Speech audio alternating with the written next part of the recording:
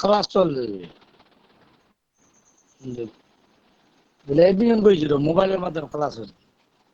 আবারও বলছি, আপনাদের স্পিকার এবং যে ভিডিও ক্যামেরার যে অপশন দুটো আছে অবশ্যই আপনারা বন্ধ রাখুন। অঙ্গুরা ম্যাডাম, আপনার যে ভিডিও ক্যামেরার অপশনটি রয়েছে বন্ধ রাখুন। ওকে, থ্যাংক ইউ। তো প্রথমেই আমি বলে দিই, এই সপ্তাহে আমি ক্লাস নিতে পারিনি, সমস্যার মধ্যে ছিলাম একটু। স্যার তো তার জন্য প্রথমেই ক্ষমা প্রার্থী স্যার আপনাদের কাছে। আপনাকে আপনাকে তো আমি দেখতে পাচ্ছি। হ্যাঁ, স্যার আপনাকে দেখতে পাচ্ছি না। হ্যালো, কথা বলবেন না হ্যাঁ প্লিজ। স্যার আপনাকে দেখতে পাচ্ছি না। আমাকে দেখতে পাচ্ছেন স্যার না কেন? আপনাকে কি দেখতে সমস্যা পাচ্ছি না, হয়েছে? কিভাবে দেখবো? সবাই পাচ্ছেন দেখতে? এবার হ্যাঁ এবার পেয়েছি। হ্যাঁ দেখতে পাচ্ছি। ঠিক আছে, মাইক্রোফোনটা অফ রাখবেন এবং ভিডিও ক্যামেরাটাও অফ রাখবেন আপনাদের ফোনের। তো দুদিন ক্লাস নিতে পারেনি, তো অনেকে গ্রুপে অনেক রকম কিছু লিখেছেন। রাজকুমার, একটু আপনার মাইক্রোফোনটা অফ রাখবেন। আমি এখান থেকে অপশানটা জানি না, আমাকে জানতে হবে যে কিভাবে সকলের এটা বন্ধ রাখতে হয়। যাই হোক, তো ক্লাস আজকে আমাদের সপ্তাহে প্রথম আজকে ক্লাস হচ্ছে এই সপ্তাহে। আমি দুটো ক্লাস আমি তো নির্দিষ্ট দিন নিতেই পারিনি, তার জন্য আপনারা অনেক কিছু বলেছেন আমাকে।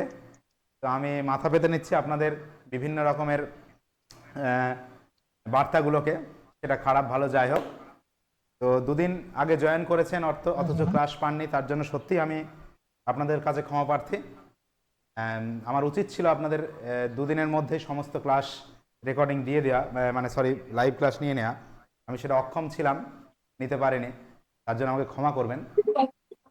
আজকে আমাদের এই সপ্তাহের লাইভ ক্লাস প্রথম হচ্ছে, দুদিন নিতে পারিনি, আর আশা করছি কন্টিনিউ ক্লাস হবে। কিছু সাময়িক সমস্যার জন্য আমি নিতে পারিনি, তার জন্য আপনাদের কাছে আবারও আমি ক্ষমা চেয়ে নিচ্ছি। আর গ্রুপে অন্তত এই সমস্ত লেখালেখি করবেন না, এতে গ্রুপটা অ্যাকচুয়ালি নেওয়া হয়েছে আপনাদের প্রশ্ন উত্তর নিয়ে। আমাকে যা বলার আপনি বলুন, আমাকে পার্সোনাল মেসেজ করুন, আমাকে ফোন করে বলুন, যা কিছু বলার আমাকে ডাইরেক্ট বলুন, ঠিক আছে? তবে আমার ক্যারেক্টার সকলের সামনে উন্মোচন না করলেই আমি একটু আপনাদের কাছে কৃতজ্ঞ থাকবো। যদি নিতে পারেনি সত্যি, তার জন্য আপনারা বলবেন, এটি স্বাভাবিক, কারণ আপনারা টাকা দিয়ে ভর্তি হয়েছেন, আমি নাকি বিজনেস করছি, অনেক কিছুই বলছেন আপনারা। তার জন্য কোনো অসুবিধা নেই, আপনারা বলতেই পারেন, চামড়ার মুখ, ট্যাক্স লাগে না, অবশ্যই আপনি বলবেন। কিন্তু আমাকে ডাইরেক্ট বলবেন, আমাকে ডাইরেক্ট ফোন করবেন যে কী ব্যাপার, ব্যবসা শুরু করেছিস নাকি, টাকা নিয়েছিস, পড়াচ্ছিস কেন, এরকম ডাইরেক্ট বলবেন, কোনো অসুবিধা নেই, ঠিক আছে? ওই গ্রুপে দু একটা কথা লিখে হবে না, আমাকে ডাইরেক্ট বলবেন, যা বলবেন। তো যাই হোক, কোনো অসুবিধা নেই, আমরা চেষ্টা করছি ক্লাসগুলো কমপ্লিট করার। উদ্দেশ্যে বলছি সবাই মাইক্রোফোনগুলো অফ আপনাদের আবারও রাখবেন। বলছি, মাইক্রোফোনটা অফ রাখবেন, যার মাইক্রোফোন অন আছে প্লিজ অফ রাখবেন। রাজকুমার, আপনি মাইক্রোফোনটা অফ রাখুন প্লিজ। রাজকুমার, মাইক্রোফোনটা অফ রাখবেন প্লিজ। হ্যালো দাদা। বল হ্যালো, রিম্পা। বলছি কি ক্লাস মিলন, নেওয়ার তোমার আগে একটু ভিডিওটা বলে দেবে অন কোন করা আছে? টপিকে ক্লাস নেবে? হ্যাঁ রিম্পা, কি বলছিস? সবাই দয়া করে ভিডিও এবং কোন মিউট করুন। টপিকের উপর ক্লাস নেবে আগে থাকতে একটু বলে দেবে। আমি তো লজিকটাই করাচ্ছি।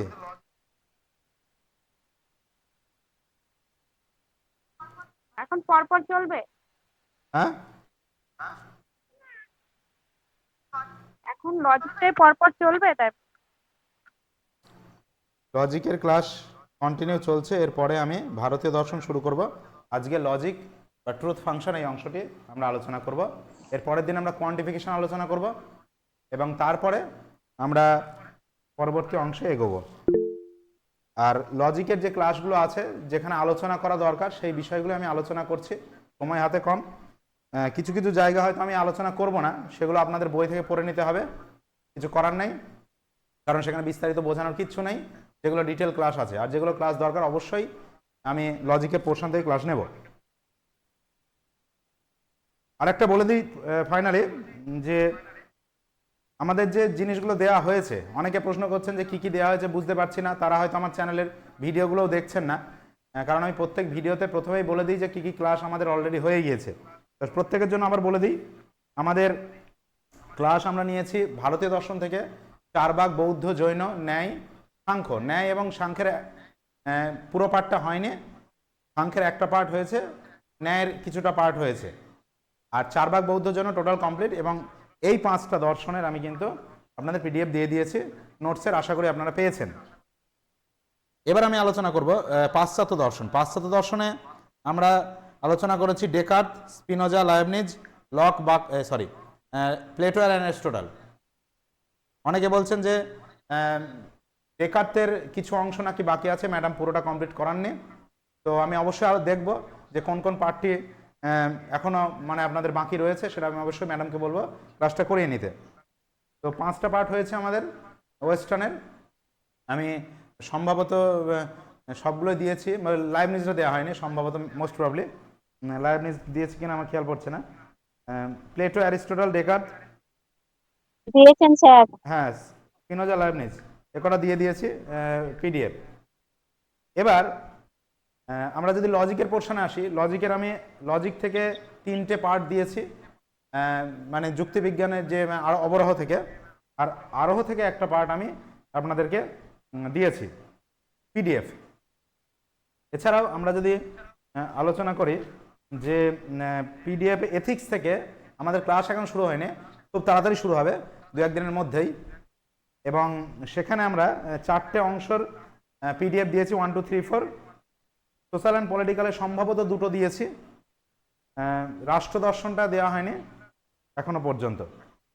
তো এই মোটামুটি 1, 2, 3, 4, 5, 6, 1, 2, 3, 4, 5, আর একটা কি আছে লজিক, ও সাইকোলজিটা এখন আমি দিয়ে উঠতে পারেন। ডালো তোমার ভিডিওটা অফ করো। ওকে, হ্যাঁ, কেউ বলছি কিছু বলছেন? ভিডিওটা অফ করো, ভিডিওটা। বলুন স্যার ভিডিওটা অফ করতে বলেন। বলুন, স্যার শুনতে পাচ্ছি না, বলুন।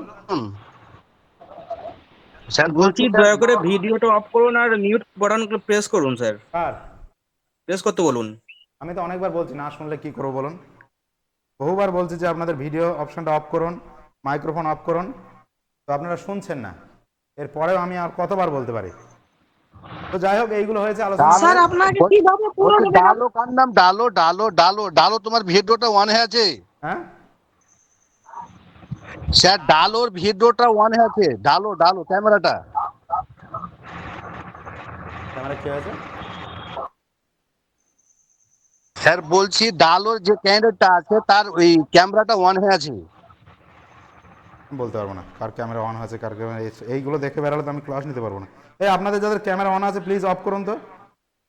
শুনতে পাচ্ছেন না? বারবার বলছি, এক কথা কতবার বলবো? আবার আপনাদের স্যার প্রত্যেকের কাছে আপনাকে রিকোয়েস্ট পুরো করছি, কিভাবে আপনাদের দেখবো? ক্যামেরা এবং মাইক্রোফোনটা প্লিজ অফ স্যার রাখবেন। স্যার আপনাকে কিভাবে পুরোটা দেখবো? আমি তো হাফ দেখতে পাচ্ছি। করুন তাহলে দেখা যাবে।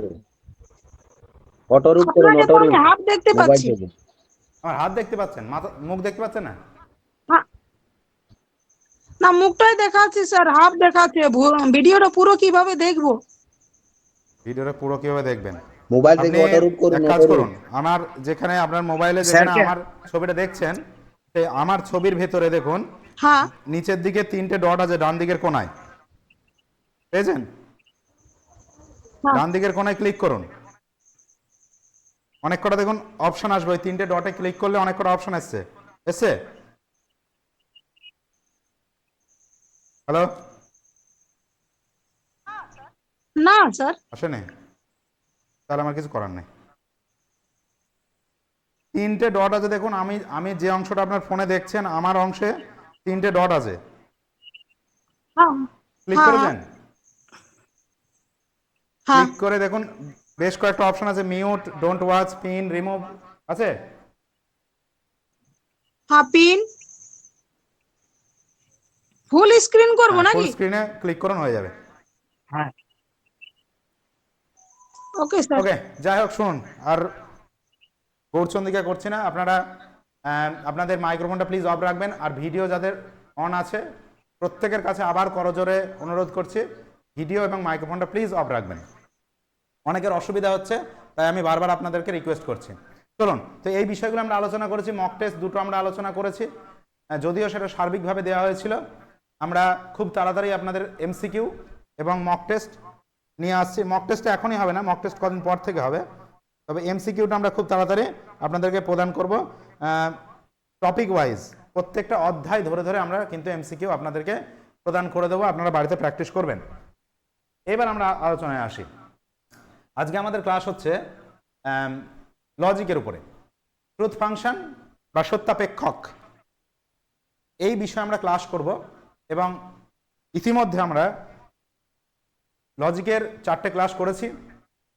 সিলেবাস ধরে যদি আমরা আলোচনা করি সেক্ষেত্রে লজিকের আমরা নিরপেক্ষ বচন, অমাধ্যম অনুমান এবং বিরোধিতা, বিরোধানুমান এইগুলো আলোচনা করেছি। নিরপেক্ষ ন্যায় আলোচনা করেছি এবং বুলিয়ান ইন্টারপ্রিটেশন অর্থাৎ বুলীয় লিপি, ভেনচিত্র, এই সমস্ত যে প্রাথমিক আলোচনা আমাদের হয়ে গেছে। বুলীয় লিপির পিডিএফটা এখন আমি দেওয়া হয়নি বা দিতে পারিনি। আজকে আমাদের সিলেবাস অনুযায়ী 5 নাম্বার যে টপিকটি রয়েছে এই 5 নাম্বার টপিক নিয়ে আমরা আলোচনা করব। তার নাম হচ্ছে ট্রুথ ফাংশন, সত্যাপেক্ষক। এখন আরো একটা জিনিস বলে রাখি, এই যে টপিকগুলোর মধ্যে কিছু কিছু টপিক হয়তো আমাদের আলোচনার মধ্যে আসেনি, এখানে যে সমস্ত মেন টপিকগুলো রয়েছে সেগুলো আমি আলাদা করে ক্লাস নিয়ে নেব, চিন্তার কোনো কারণ নেই, ঠিক আছে? যেমন ওই ডিলেমাটা আমি পড়াইনি এর আগের দিন, আমি ক্লাস নিয়ে নেবো, আপনারা নিশ্চিন্তে থাকবেন। তো আজকে আমাদের যেটা আলোচ্য বিষয় সেটা হচ্ছে সত্যাপেক্ষক, ট্রুথ ফাংশন বা সত্যাপেক্ষ। তো কি হয়, শুরু করি।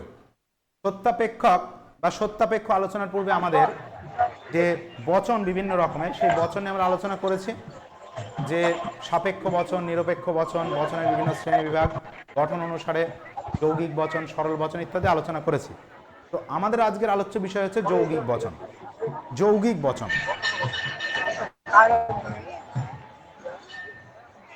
যৌগিক বচন। এই যৌগিক বচন কাকে বলে? যৌগিক বচন হচ্ছে, আমরা জানি গঠন অনুসারে বচনকে আমরা দুই ভাগে ভাগ করেছি, একটা সরল বচন এবং একটি যৌগিক বচন। যৌগিক বচন জিনিসটা কি? যে বচনের কোন একটি বচনের, আরে মাইক্রোফোনগুলো প্লিজ অফ করুন, কি ব্যাপার আপনাদের মাইক্রোফোনগুলো অফ করুন।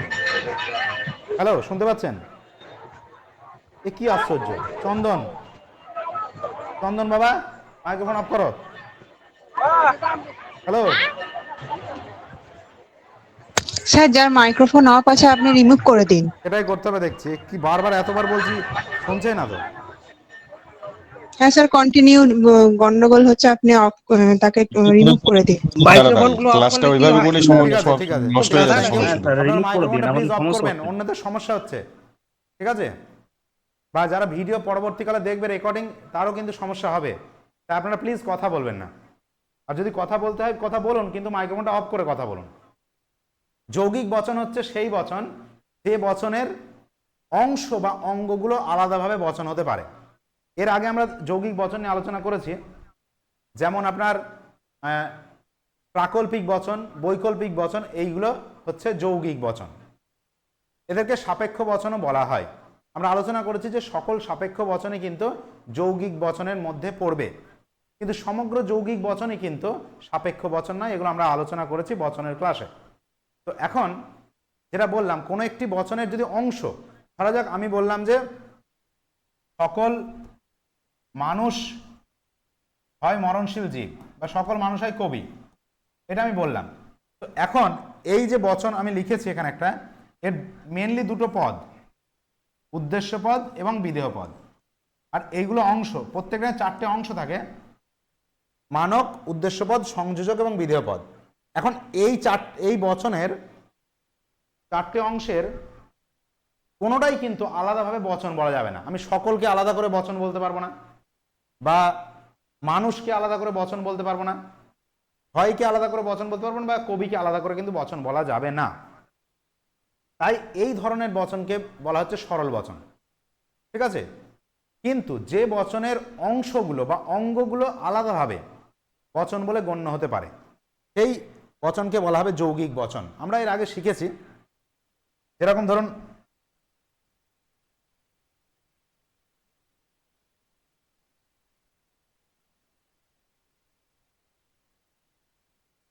যেমন আমরা আগে বলেছিলাম যে প্রাকল্পিক বচন, যদি আজ আমি স্কুলে যাই তাহলে আজ আমি মেলা দেখতে যাব না, এইরকম যদি আমি বচন একটা বাক্য বলি, তাহলে সেক্ষেত্রে কি হচ্ছে, যদি আমি আজ স্কুলে যাই, এই আমি আজ স্কুলে যাব বা যাই এটা কিন্তু আলাদাভাবে একটি বচন হতে পারে। অর্থাৎ প্রাকল্পিক বচন বা বৈকল্পিক বচনের যে অঙ্গগুলো আছে, প্রাকল্পিকের পূর্বগ, অনুগ বা পূর্বকল্প, অনুকল্প, বৈকল্পিক বচনের বিকল্পগুলো, এগুলো কিন্তু আলাদাভাবে বচন হতে পারে। তাই এই ধরনের বচনগুলোকে বলা হয় যৌগিক বচন। এখন প্রাকল্পিক সমস্যাটা কোথায়? সরল যে বচন বা নিরপেক্ষ যে বচনগুলো রয়েছে, সেই নিরপেক্ষ বচনগুলো সত্যমূল্য আমরা খুব সরাসরি নির্ণয় করতে পারি। আমি বললাম সকল কবি হয় মানুষ। এখন সকল কবি যদি বাস্তবের সঙ্গে মিল থাকে এবং কবিরা যদি প্রকৃত মানুষ হয়, তাহলে সে বচনটি সত্য হয়ে যাবে। কিন্তু আমি যদি বলি সকল কুকুর হয় মানুষ, তাহলে সেটা তো হতে পারে না, কুকুররা কখনোই মানুষ হতে পারে না, তাহলে সেটা মিথ্যা হয়ে যাবে। তাহলে সরল বচনের সত্যতা বা মিথ্যাত্ব নির্ণয় খুব সহজেই আমরা কিন্তু নির্ণয় করতে পারি। কিন্তু এই যে যৌগিক বচনটা বললাম, আশা করি আপনারা সবাই বুঝতে পেরেছেন যে যৌগিক বচনের অঙ্গগুলো পৃথকভাবে বচন হতে পারে। ফর এক্সাম্পল আমি একটা উদাহরণ দিই। যেমন আমি ধরুন লিখলাম যে একটি নঙর্থক বচন লিখলাম যে এমন নয় যে রাম মহিলা। এটা একটি নিষেধক বচন আমি এখানে লিখেছি। তো এখানে দেখুন এই বচনের এটি একটি অংশ আর এটি যোজক। তাহলে এই বচনের এই যে অংশটি রয়েছে, এই অংশটি কিন্তু পৃথকভাবে বচন হতে পারে। যে রাম মহিলা, এটা কিন্তু পৃথকভাবে বচন হতে পারে। তাই যে বচনের কোনো একটি অঙ্গ, একটি বা একাধিক অঙ্গ যদি আলাদাভাবে বচন হতে পারে, তাহলে সেটিকে কিন্তু আমরা বলি যৌগিক বচন। ঠিক আছে? এখন সরল বচনের সত্যতা বা নিরপেক্ষ বচনের সত্য মূল্য আমরা খুব সহজেই নির্ণয় করতে পারি, কিন্তু যৌগিক বচনের সত্য মূল্য নির্ণয় করতে আমরা কিন্তু পারি না। প্লিজ একটু আমাকে সময় দেবেন, একটুখানি সময় চাচ্ছি আপনাদের কাছে, প্লিজ ওয়েট করুন প্লিজ।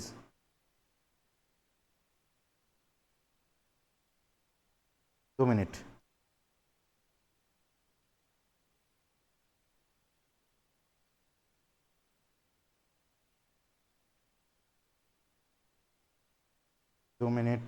is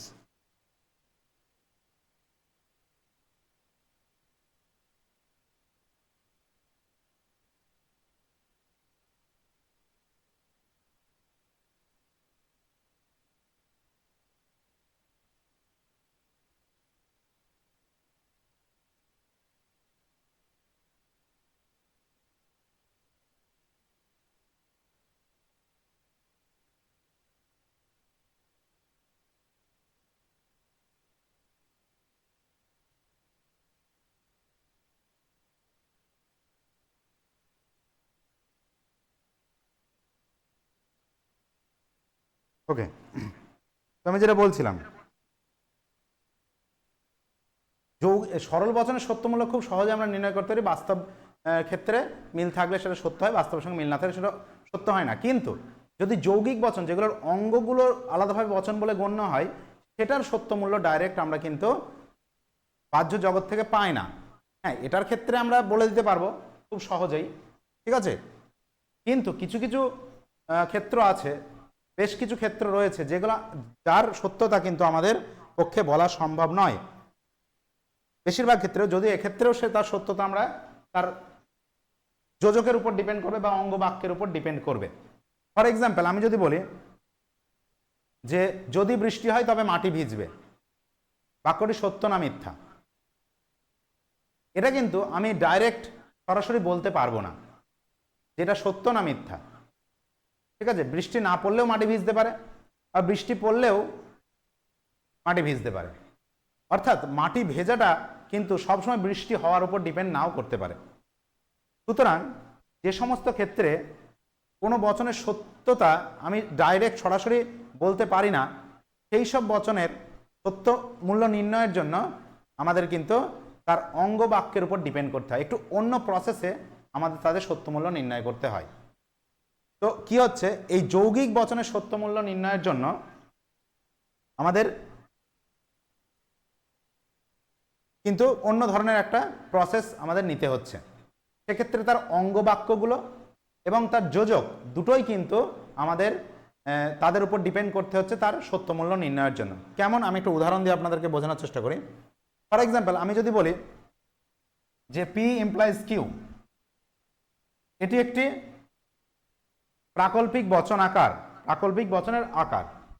এখন এই প্রাকল্পিক বচন আকারটি এর সত্য মূল্য কি হবে? ঠিক আছে, বচন আকারটির সত্য মূল্য কি হবে?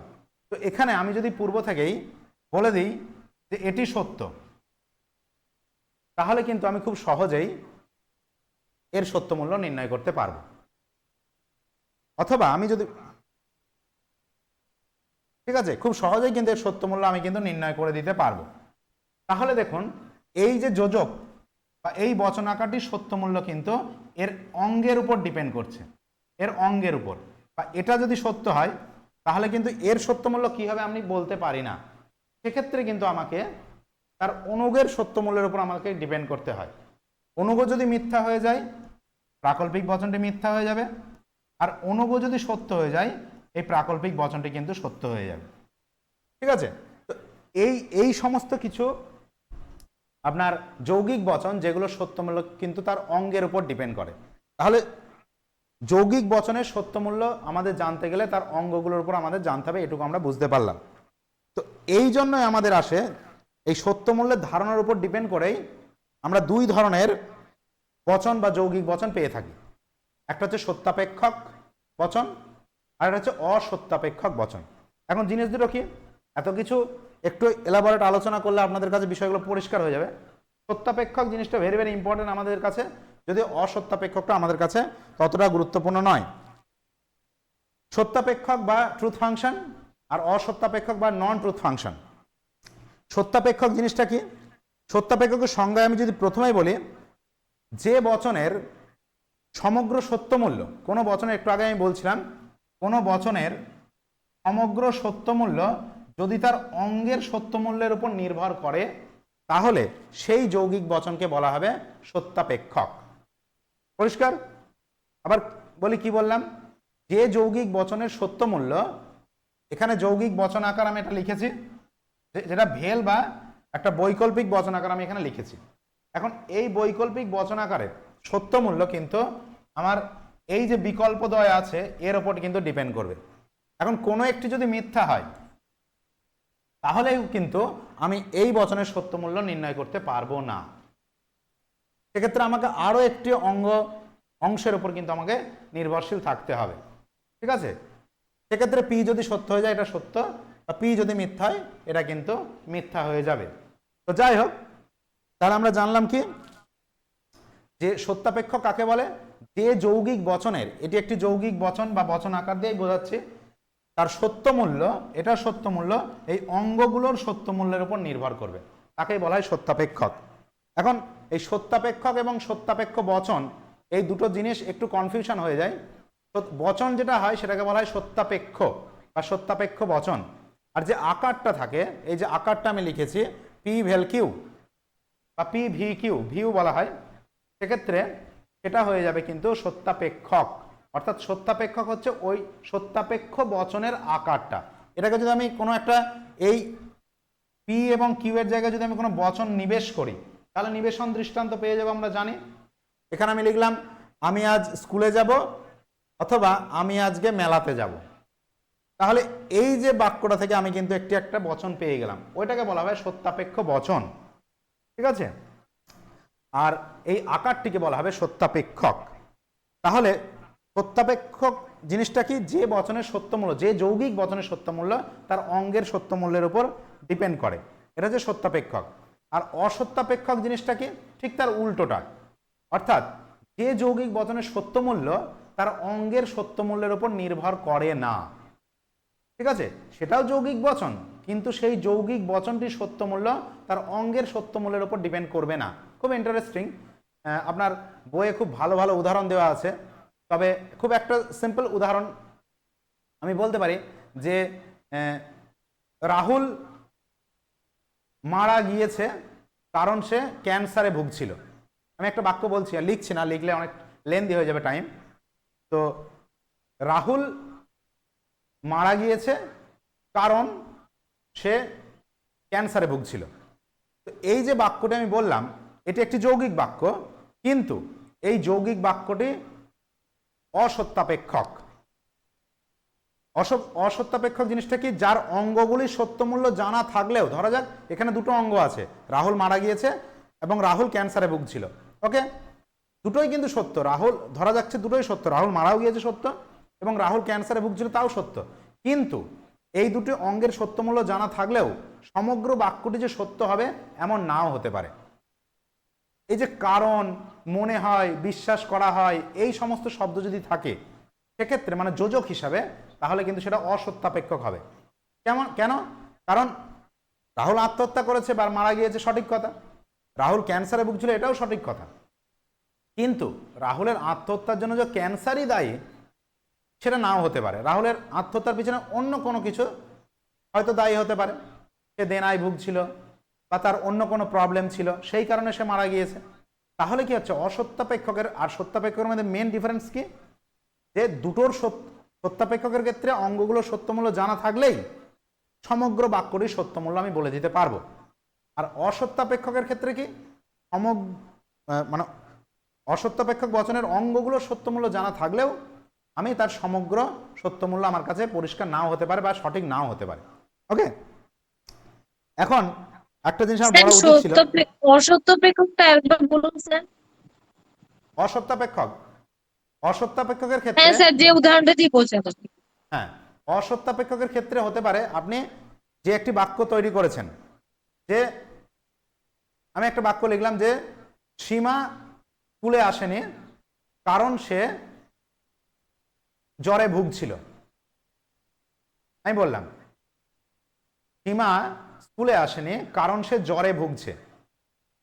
এখন সীমা স্কুলে আসেনি এটাও সত্য, আবার সে জ্বরে ভুগছে এটাও সত্য। এখন এই দুটো সত্যমূল্য, তাহলে দুটো অঙ্গ আছে, তার সত্যমূল্য দুটোই আপনার জানা আছে, কিন্তু জানা থাকলেই যে সমগ্র বাক্যটি সত্য হবে এমন নাও হতে পারে। কেন নাও হতে পারে? কারণ হয়তো তার স্কুলে আসার পিছনে তার জ্বরটা সঠিক কারণ নয়, অন্য কোনো কিছু হয়তো তার সঠিক কারণ হতে পারে। হয়তো সে স্কুলে পড়াশোনা করেনি বা স্কুলে কোনো রকমের সে সমস্যার মধ্যে আছে, কেউ ওকে ডিস্টার্ব করছে, ইত্যাদি ইত্যাদি বিভিন্ন কারণ থাকতে পারে। তাই তার স্কুলে না আসার পিছনে সে জ্বরে ভুগছিল এটাই যে সঠিক কারণ সেটা নাও হতে পারে। যেমন আমি ফর এক্সাম্পল দিয়ে যদি বলি, আপনার আমরা কি জানি, যদি পি তবে কিউ, এখানে কি হয়, আমরা যদি পি কে সত্য এবং কিউ কে মিথ্যা রূপে জানি, তাহলে কিন্তু এই সমগ্র বাক্যটির সত্যমূল্য কিন্তু আমরা জানি মিথ্যা হয়ে গেল। এটা একটা সত্যাপেক্ষক বচনাকার, ঠিক আছে, সত্যাপেক্ষক বচনাকার বা সত্যাপেক্ষ বচন মানে আকার যেহেতু এটা। এখন অসত্যাপেক্ষক কি? অসত্যাপেক্ষকের ক্ষেত্রে আপনি দুটোই জানেন, এটাও সত্য এটাও মিথ্যা জানেন, কিন্তু তা সত্ত্বেও এই সমগ্র বাক্যটির সত্যমূল্য ডাইরেক্ট আপনি বলতে পারবেন না যে সেটা সত্য হবে কি মিথ্যা হবে। একটু আগে বললাম সীমা স্কুলে আসেনি কারণ সে স্কুলে পড়াশোনা করেন, স্কুলের পড়া করেনি, আমি যদি এটাই ধরি, তাই তার স্কুলে না আসার পিছনে একটা কারণ দেখানো হচ্ছে, সে স্কুলের পড়া করেনি। দুটোই সত্য হতে পারে, স্কুলেও আসেনি পড়াও করেনি। এখন স্কুলে আসার না আসার পিছনে তার কারণ হিসাবে স্কুলে না পড়া করাটাই এখানে দেখানো হচ্ছে, ঠিক আছে। তার স্কুলে আসার না আসার পিছনে অন্য কারণ থাকতে পারে, সেই জন্য সমগ্র বাক্যটি যে সত্য হবে নাও হতে পারে। দুটো অঙ্গবাক্যর তার সত্যমূল্য জানা থাকলেও আপনি সমগ্র বাক্যটির সত্যমূল্য নির্ণয় করতে পারবেন না। এই ধরনের বাক্যকে বলা হয় অসত্যাপেক্ষক যৌগিক বচন। ওকে, সত্যাপেক্ষক যৌগিক বচনের ক্ষেত্রে আমাকে একটি জিনিস বলা উচিত ছিল যে অপেক্ষক জিনিসটা একটু আলোচনা করা আমার উচিত ছিল, যে সত্যাপেক্ষক শব্দটা আমি ব্যবহার করেছি, সত্যাপেক্ষক, এই যে সত্যাপেক্ষক শব্দটা আমি ব্যবহার করেছি, এখানে দুটি শব্দ আছে, একটা হচ্ছে সত্য আর একটা হচ্ছে অপেক্ষক। অপেক্ষক এই জিনিসটা আমাদের জানা দরকার, পরীক্ষায় কিছুই আসবে না এসবের, হ্যাঁ একদমই নিশ্চিন্ত থাকুন, এত ডিপে কিছু আসবে না, সিম্পল একটা বাক্য দিয়ে দেবে, আপনাকে বলবে নির্ণয় করতে। তো যাই হোক, আমি আলোচনা করে দিচ্ছি, আমাদের ক্লিয়ার কনসেপ্ট থাকা দরকার কখন কোথায় কাজে লেগে যায়। তো যা কোনো কিছু অপেক্ষায় থাকে, অপেক্ষক মানে কোনো কিছুর অপেক্ষায় থাকে, ঠিক আছে, অপেক্ষক। অপেক্ষকের কথার অর্থ হচ্ছে কোনো কিছুর অপেক্ষায় থাকে। একদমই যদি আমি এখান থেকে বলি যে কোনো আরোপিত মূল্যের ফল, এখানে কি বইয়ের নাম, শুক্লা চক্রবর্তী বইয়ে খুব পরিষ্কার খুব সুন্দর ব্যাখ্যা করা আছে। আমি এই বইটা থেকে আলোচনা করছি। আমার আলোচনার পর আপনারা এই অংশটা একটু পড়ে নেবেন, দেখবেন আপনাদের খুব ক্লিয়ার হয়ে যাবে। যদি কোনো জায়গায় সমস্যা থাকে অবশ্যই আমাকে জিজ্ঞেস করবেন, ঠিক আছে? তো সত্য অপেক্ষক, অপেক্ষক জিনিসটাকে একটা ছোট্ট উদাহরণ দিয়ে আপনাদেরকে বোঝানোর চেষ্টা করি। ধরুন আমি লিখলাম 2a + 3 is equal two m। 2a + 3 is equal two m। তাহলে এখানে m এর মান কত হবে? m এর মান কত হবে সেটা কিন্তু আমি বলতে পারবো না যদি না আমি এই a এর মান না জানি। a এর মান না জানি তাহলে m এর মূল্য কিসের অপেক্ষায় আছে? এর অপেক্ষাতে আছে, ঠিক আছে? এর অপেক্ষাতে আছে, অর্থাৎ m এর মূল্য জানতে গেলে আমার এর মূল্য জানা দরকার। বুঝতে পারলেন? তাহলে এখানে কি হলো? m হচ্ছে এর অপেক্ষক, m এর অপেক্ষা করছে। খুব বাংলা কথা যদি পরিষ্কার বলে, mটা এর মানের অপেক্ষায় রয়েছে। এখন a = যদি 2 দিয়ে দিই, a = 2 দিয়ে দিলে খুব সহজেই m এর মান কিন্তু আমি পেয়ে যাব, ঠিক আছে? এটা হচ্ছে অপেক্ষক, অর্থাৎ সত্যাপেক্ষক মানে সত্যের অপেক্ষায় থাকে। এখন একটু আগেই বলছিলাম যে একটা ছোট্ট একটা আমি যদি উদাহরণ দিই যে P.Q, এই যে বাক্যটি সত্যাপেক্ষক কেন? কারণ এই ডটের মূল্য বা ডট এই সংযোগিক বচনাকারটির মূল্য কি হবে, সত্য হবে না মিথ্যা হবে, সেটা কিন্তু এই P আর Q এর অপেক্ষায় রয়েছে। P আর Q এর অপেক্ষায় রয়েছে, সেই জন্য P আর Q হচ্ছে অপেক্ষক, ঠিক আছে? ওকে, বোঝা গেল? তাহলে অপেক্ষক জিনিসটা আশা করি বুঝতে পেরেছেন। সত্যাপেক্ষক জিনিসটাও আশা করি আপনাদের কাছে ক্লিয়ার হয়েছে। এইবার আমরা আলোচনা করব। স্যার পেজ নাম্বারটা একটু বলবেন প্লিজ। বলুন বলুন। বললাম যে স্যার পেজ নাম্বারটা একটু বলবেন। আমার ক্লাসটাকে দেখে নিন, তারপরে আপনি শুক্লা চক্রবর্তী ম্যাডামের বইয়ের সত্যাপেক্ষক অংশে আপনি গিয়ে একটু পড়ে নেবেন। এখন বোঝাতে বোঝাতে যদি আপনি দেখেন হয়তো শুনতে বা পড়তে গিয়ে আপনার মিসম্যাচ হয়ে যেতে পারে। তবুও আমি বলে রাখছি আমার বইয়ের সঙ্গে আপনার পেজ মিলবে কিনা জানি না, আমার পুরনো বই। হ্যাঁ, এখন তো এই যে এই বইটা, এখন তো বইয়ের মলাটও চেঞ্জ হয়ে গিয়েছে। তো আমার এখানে 189 পেজে চলছে। অধ্যায়ের নাম হচ্ছে সত্যাপেক্ষক 1, ঠিক আছে? সত্যাপেক্ষকের 3টে পার্ট আছে, সত্যাপেক্ষক 1 এখানে আলোচনা হয়েছে। তো ওকে, বিষয়টা বোঝা গেল আশা করি। এবার আমরা আলোচনা করব এই যে সত্যাপেক্ষক বচন আর সত্যাপেক্ষক যোজক, খুব ইম্পর্টেন্ট। সত্যাপেক্ষক বচন আমরা বললাম যৌগিক বচন, যার অঙ্গগুলো সত্যমূল্যের উপর কিন্তু সমগ্র বচন আকারটির বা বচনটির সত্যমূল্য কিন্তু ডিপেন্ড করছে। ওকে, সমগ্র বচনটির বা বচন আকারটির সত্যমূল্য ডিপেন্ড করছে। তাহলে সত্যাপেক্ষক বিষয়টা আশা করি আপনাদের কাছে ক্লিয়ার হয়েছে। যদি ক্লিয়ার না হয় আপনারা ভিডিওটা দেখে নেবেন, আশা করি আপনাদের কাছে পরিষ্কার হয়ে যাবে, অথবা আমাকে ফোন করবেন বা মেসেজ করবেন। তো এবার আমরা আলোচনা করব সত্যাপেক্ষক বচন এবং সত্যাপেক্ষ যোজক, খুব ইম্পর্টেন্ট। আমরা জানি সত্যাপেক্ষ বচন এক্ষুনি বললাম, সেটা হচ্ছে আপনার যৌগিক বচন যেগুলো আছে, আমরা অসত্যাপেক্ষকগুলো বাদ দিয়ে প্রাকল্পিক, বৈকল্পিক, নিষেধক, সংযৌগিক এবং দ্বিপ্রাকল্পিক, এখন এই প্রত্যেকটাই কিন্তু সত্যাপেক্ষ বচন, সত্যাপেক্ষ বচন বা সত্যাপেক্ষক বলতে পারি। কিন্তু প্রত্যেকটাই কিন্তু আপনার সত্যাপেক্ষ। এই হচ্ছে সমস্যা। আপনাদের বলি যে ক্লাস আছে 7টার সময়, আপনারা এখন জয়েন করছেন, যদিও আমারও ভুল, এটা অবশ্যই জানা উচিত যে সকলের একই টাইমে নাও হতে পারে। ঠিক আছে, অসুবিধা নেই, অনলাইন ক্লাস তো সমস্যা নেই। তো যাই হোক, ক্লাসের রেকর্ডিং ভিডিও থাকবে, আপনারা দেখে নিতে পারবেন, কোনো চিন্তা নেই যারা পরে যুক্ত হচ্ছেন।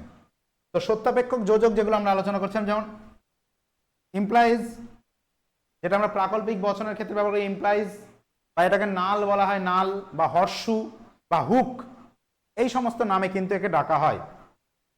ঠিক আছে, এছাড়াও আরেকটা আছে আপনার ডট, ডট বা বিন্দু বলা হয় এটাকে বাংলাতে। এছাড়া ভেল বা ভি বলা হয়, ভেল বা ভি। এছাড়া একটা আছে ট্রিপল বার বা ইকুইভ্যালেন্ট, বাংলায় ত্রিফলা বলা হয়।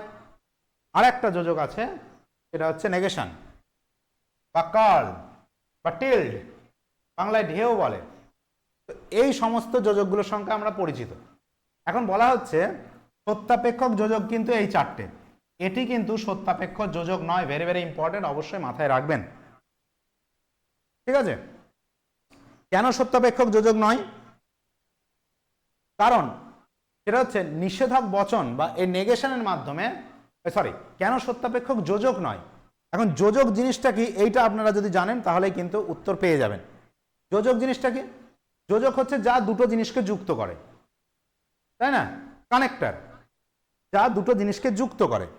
এখন এই প্রত্যেকটারই দেখুন, এইগুলোকে বলে দ্বৈতাঙ্গী যোজক, এটাকে বলে একাঙ্গী যোজক।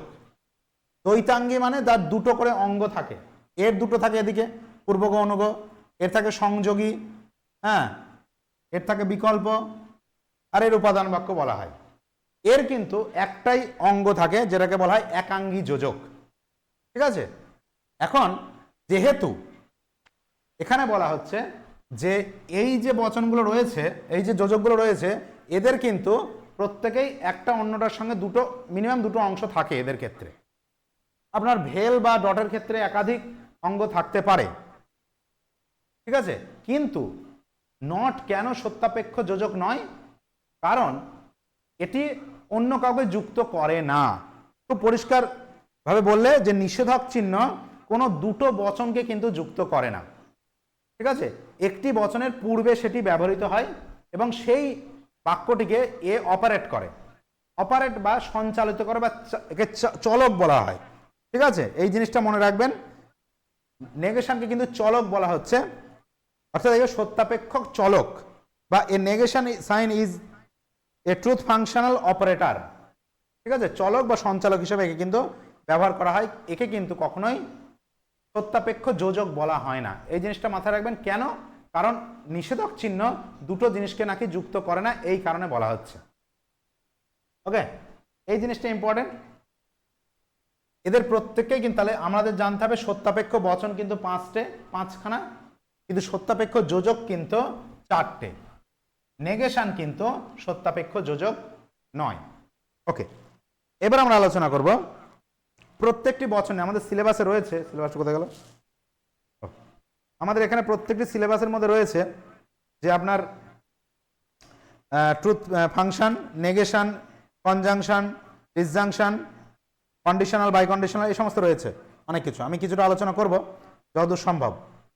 তো প্রথমে আমরা নেগেশন নিয়ে আলোচনা করব, যদিও সেটা সত্যাপেক্ষ যোজক নয়, তবু আমরা সেটা আলোচনা করতে হবে, আমাদের সিলেবাসে আছে নেগেশন, এবং প্রত্যেকটা সত্য মূল্য আমাদের বার করতে হবে।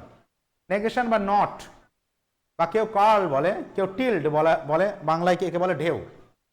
তো এখন একটি নেগেটিভ বচন বা নিষেধক বচনের সত্যমূল্য কিভাবে নির্ণয় করতে হয় এ প্রসঙ্গে বলি। আমাকে ওই ইয়েতেই ইন্টারভিউ কিন্তু এই সংক্রান্ত একটা প্রশ্ন করেছিল। তো এই ধরনের প্রশ্ন কিন্তু পরীক্ষায় আসতেই পারবে, ইন্টারভিউ অনেক সময় জিজ্ঞেস করতে পারে।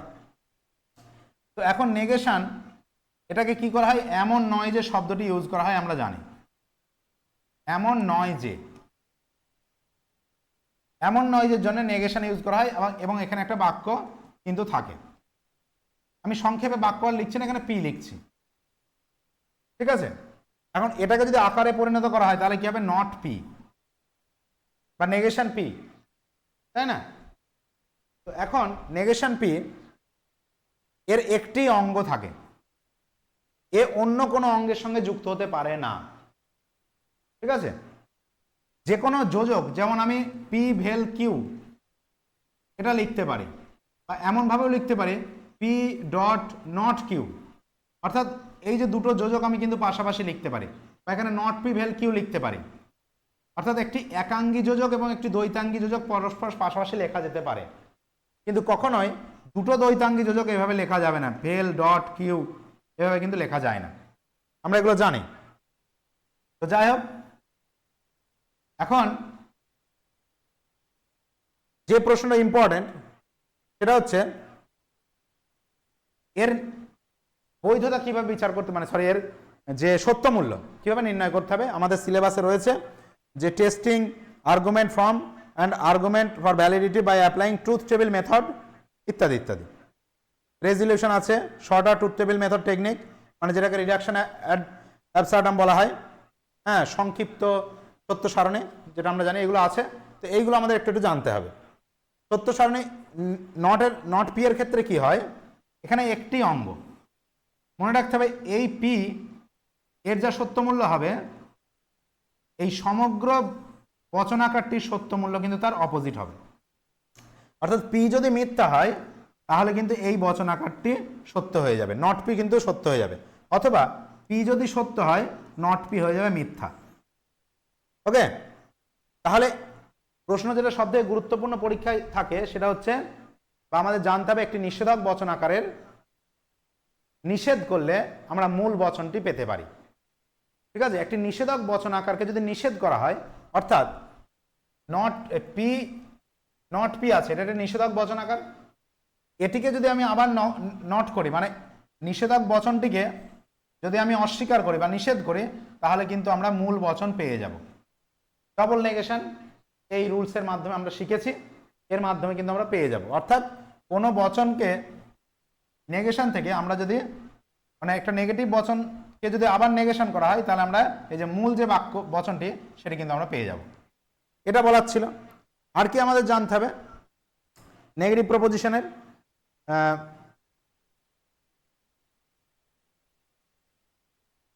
ওকে, আর দু একটা জিনিস আমরা আলোচনা করি। সেটা হচ্ছে যেখান থেকে পাচ্ছে না খুঁজে, যাই হোক, আর একটা জিনিস যেটা সত্য সারণীর সাহায্যে আমাদের নির্ণয় করতে হয়, একটা রুলসটা বলে দিই প্রথমেই, তারপরে আমরা সত্য সারণীর সাহায্যে যাব। একটা রুলস আছে 2 টু দি পাওয়ার n, এই রুলসটা মনে রাখতে হবে সত্য সারণী গঠনের ক্ষেত্রে। ঠিক আছে, সত্য সারণী গঠনের ক্ষেত্রে আমাদের এই রুলসটা কিন্তু মাথায় রাখতে হবে। কি রুলস, এখানে যে 2টা রয়েছে, এই 2 কিন্তু সত্য মূল্যকে নির্দেশ করছে। একটা হচ্ছে, আমরা জানি সত্য মূল্য দুই প্রকারের, সত্য এবং মিথ্যা। এখানে একটা হচ্ছে সত্য, একটা হচ্ছে মিথ্যা। তো এই সত্য আর মিথ্যা যেহেতু দুই রকমের সত্য মূল্য হয়, তাই এখানে 2 লিখতে হয়, 2। আর টু দি পাওয়ার n এর অর্থ হচ্ছে আপনার গ্রাহক সংখ্যা, কতগুলো গ্রাহক রয়েছে, বচন গ্রাহক বা বাক্য গ্রাহক কতগুলো রয়েছে সেইগুলোকে বলা হয়। অর্থাৎ যদি এখানে নট পি এইরকম থাকে, তাহলে সেক্ষেত্রে আমাদের কিন্তু মনে রাখতে হবে, এই যে আমি যদি সত্য সারণীর সাহায্যে করি, সেক্ষেত্রে কিন্তু তার সত্য মূল্য আমাকে কিন্তু, মানে আপনার ট্রুথ টেবিল সাজানোর ক্ষেত্রে আমাকে দেখতে হবে যে এখানে কতগুলো গ্রাহক রয়েছে। এখানে যদি একটিই গ্রাহক রয়েছে, মানে এক ধরনেরই গ্রাহক রয়েছে, তাই এখানে কিন্তু এটা যাবে n সমান সমান 1। তাহলে এটা কেমন হবে, এখানে হবে 2 n এর জায়গায় 1, টু দি পাওয়ার n সমান সমান 2 টু দি পাওয়ার 1 সমান সমান 2। অর্থাৎ দুটো কিন্তু আমাকে সারি তৈরি করতে হবে, একটি এবং দুটি হয়ে গেল। ঠিক আছে, এই জিনিসটাই আমাকে পরীক্ষায় কিন্তু ইন্টারভিউয়ে আমাকে জিজ্ঞেস করেছিল, আমাকে একটা বচন আকার দিয়েছিল যে পি আর নট পি, এই নট পি এর সত্য মূল্য আমাকে বার করতে বলেছিল। ঠিক আছে, পি থেকে নট পি এর, জাস্ট এটা আমাকে দিয়েছিল। কেন দিয়েছিল আমি হয়তো পরবর্তীকালে আমি আন্দাজ করতে পেরেছিলাম যে এত সহজ কেন দেবে। তো সেক্ষেত্রে এটাই জানতে চেয়েছিল যে আমি এই পি আর পি দেখে আমি কি কটা ঘর আঁকি, এটাই হয়তো ওনারা চেক করতে চেয়েছিলেন।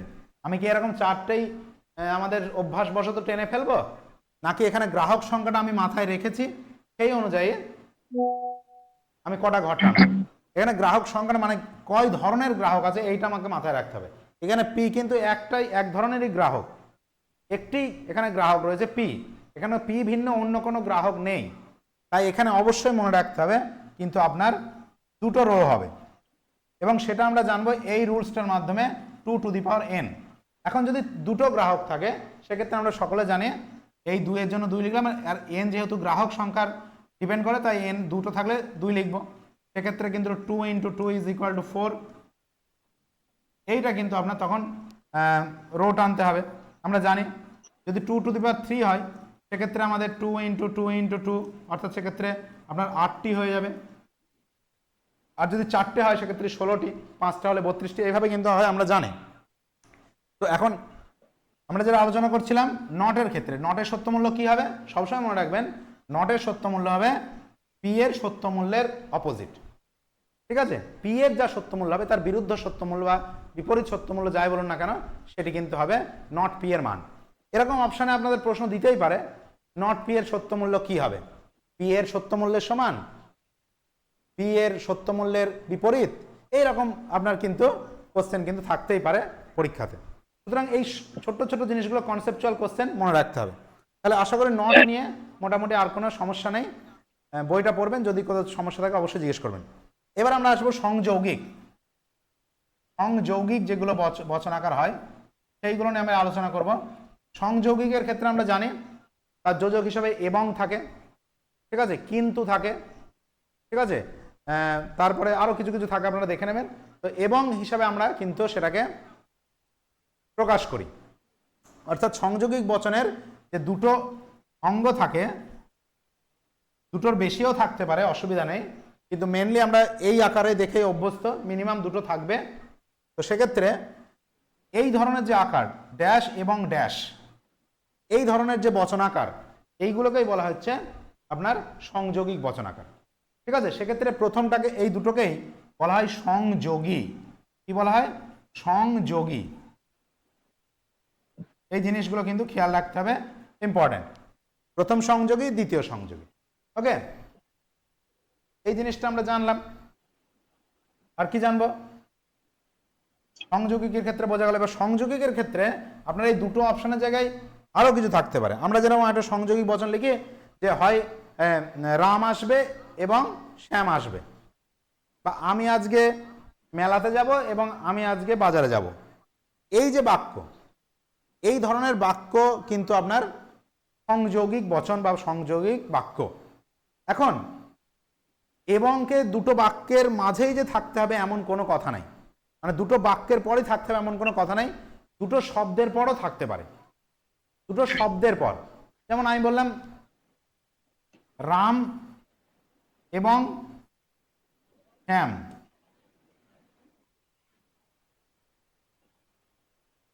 একাদশ শ্রেণীতে পড়ে, একাদশ শ্রেণীতে পড়ে, এরকম যদি আমি একটা বাক্য লিখি তাহলে এটাকেও কিন্তু সংযোগিক বচন বলা যাবে বা সংযোগিক বাক্য বলা যাবে।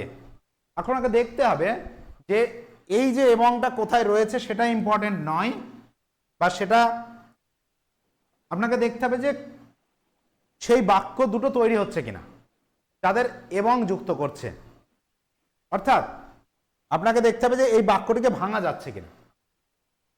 অর্থাৎ এখানে আমি কোনোভাবেই ভাঙতে পারবো, দুটো বাক্য তৈরি করতে পারবো? যদি করতে পারি তাহলে সেটা সংযোগিক বাক্য বা সংযোগিক বচন হবে। এখানে আমি খুব সহজে আমি বলতে পারি রাম একাদশ শ্রেণীতে পড়ে এবং শ্যাম একাদশ শ্রেণীতে পড়ে, এইভাবে কিন্তু আমি দুটোকে ভাঙতে পারবো। তাহলে এটি কিন্তু একটা সংযোগিক বচন। কিন্তু দেখুন সংযোগিক বচন এখানে এই একটা অংশে একটাই শুধু পদ রয়েছে, তা সত্ত্বেও এটি আমি সংযোগিক বচন হতে পারে। কিন্তু যদি এরকম হয় যে রাম এবং শ্যাম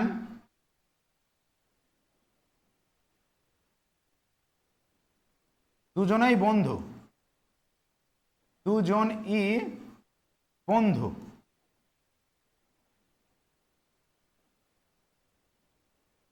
তাহলে কিন্তু দেখুন এক্ষেত্রে কিন্তু আপনি এখানে ভাঙতে পারবেন না।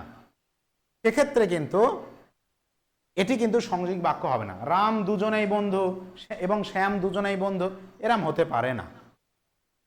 ঠিক আছে, বা রাম এবং শ্যাম সমসাময়িক, কন্টেম্পোরারি আমরা যেটা বলি, সেক্ষেত্রে রাম সমসাময়িক শ্যাম সমসাময়িক হয় না। ঠিক আছে, সমসাময়িক বলতে গেলে কারোর সঙ্গে তুলনা করে বোঝানো হয়। তো যাই হোক, এইরকম ক্ষেত্রে কিন্তু খেয়াল রাখতে হবে কোনটি প্রকৃত সংযোগিক বচনাকার বা সংযোগিক বচন, বচনাকার নয় বচন বা সংযোগিক বাক্য। ঠিক আছে, এই সূক্ষ্ম একটা সেন্স কিন্তু আপনাদের মধ্যে থাকতে হবে। এইবার আমি আলোচনায় আসব যে সংযোগিক যে বচন আকারের কথা বলছি বা বচনের কথা বলছি সেটি তার অঙ্গ একাধিক হতে পারে। তো সেসব নিয়ে আমাদের চাপের কোনো কারণ নেই, আমাদের খুব সিম্পল দুটো অঙ্গের উপর নিয়ে আলোচনা, দুটোকে সংযোগী, এদিকে একটা থাকবে ওদিকে একটা থাকবে, মাঝে একটা যোজক থাকবে, দ্যাট ইজ এবং বা কিন্তু। হ্যাঁ, আর এরমও থাকতে পারে, আরও বেশ কিছু বাক্য শব্দ আছে আমার মনে পড়ছে না এই মুহূর্তে। তো এইগুলো হচ্ছে বিষয়। এখন সংযোগিক যে বচন আকার আমরা জানি পি ডট কিউ, এইভাবে সংযোগিক বচন আকারকে প্রকাশ করা হয়, যার এটি একটি অঙ্গ, এটি একটি অঙ্গ, এবং এই পুরো বাক্যটির সত্যমূল্য তার অঙ্গগুলো যেহেতু সত্যমূল্যের উপর ডিপেন্ড করছে, তাই এটি একটি সত্যাপেক্ষক বচন, মানে সত্যাপেক্ষক বচন আকার অ্যাকচুয়ালি সত্যাপেক্ষক। এইবার এই বচনের সত্যমূল্য নির্ণয়ের ক্ষেত্রে কি হয়, আমরা ট্রুথ টেবিল মেথড ইউজ করি। এ প্রসঙ্গে বলে রাখি, ট্রুথ টেবিল মেথড বা সত্য সারণী কিন্তু একটি নির্ণয় পদ্ধতি, ঠিক আছে? এটি কিন্তু প্রমাণের পদ্ধতি নয়, নির্ণয় করা হয়, এখানে সত্যমূল্যকে নির্ণয় করা হয়, ঠিক আছে? কোনো একটি বাক্য বা বচন দেওয়া থাকে, তার সত্যমূল্য নির্ণয় করা হয়, বা একটা যুক্তি দেওয়া থাকে, তার সত্যমূল্য, তার বৈধ অবৈধ নির্ণয় করা হয় সত্য সারণীর মাধ্যমে। এখন সত্যমূল্যের মাধ্যমে, মানে সত্য সারণীর মাধ্যমে সত্যমূল্য নির্ণয়ের নিয়ম কি আমরা সবাই জানি, সত্য সারণী, আমি তাই ডিটেল আলোচনা করছি না। এখানে ডটের ক্ষেত্রে মনে রাখবেন, উভয় অঙ্গই যদি সত্য হয়, এটাও সত্য এটাই সত্য, তবেই কিন্তু পুরো সংযোগিক বচন আকারটি সত্য হয়। কোনো একটি মিথ্যা হয়ে গেলে কিন্তু এটা অথবা যদি এটা কোনো একটা মিথ্যা হয়ে যায়, তাহলে কিন্তু বচন আকারটি মিথ্যা হয়ে যাবে বা সংযোগিক বচনটি মিথ্যা হয়ে যাবে। অর্থাৎ সংযোগিকের নিয়ম কি, কোনো একটি সংযোগে যদি মিথ্যা হয়, সমগ্র সংযোগ বচনে মিথ্যা হয়ে যাবে। তো এটা বলা হলো। আর এখানে কি বিষয় আছে, আর এখানে বিশেষ কিছু নেই সংযোগিকের ক্ষেত্রে, খুবই সহজ জিনিস, আপনারা দেখে নেবেন, যদি কোথাও ভুল থাকে বা বুঝতে না পারেন বলবেন। সংযোগী গেল, ওইগুলো বলে দিলাম, হয়ে গেল। এইবার আমরা বৈকল্পিকের ক্ষেত্রে, বৈকল্পিকে কি হয়,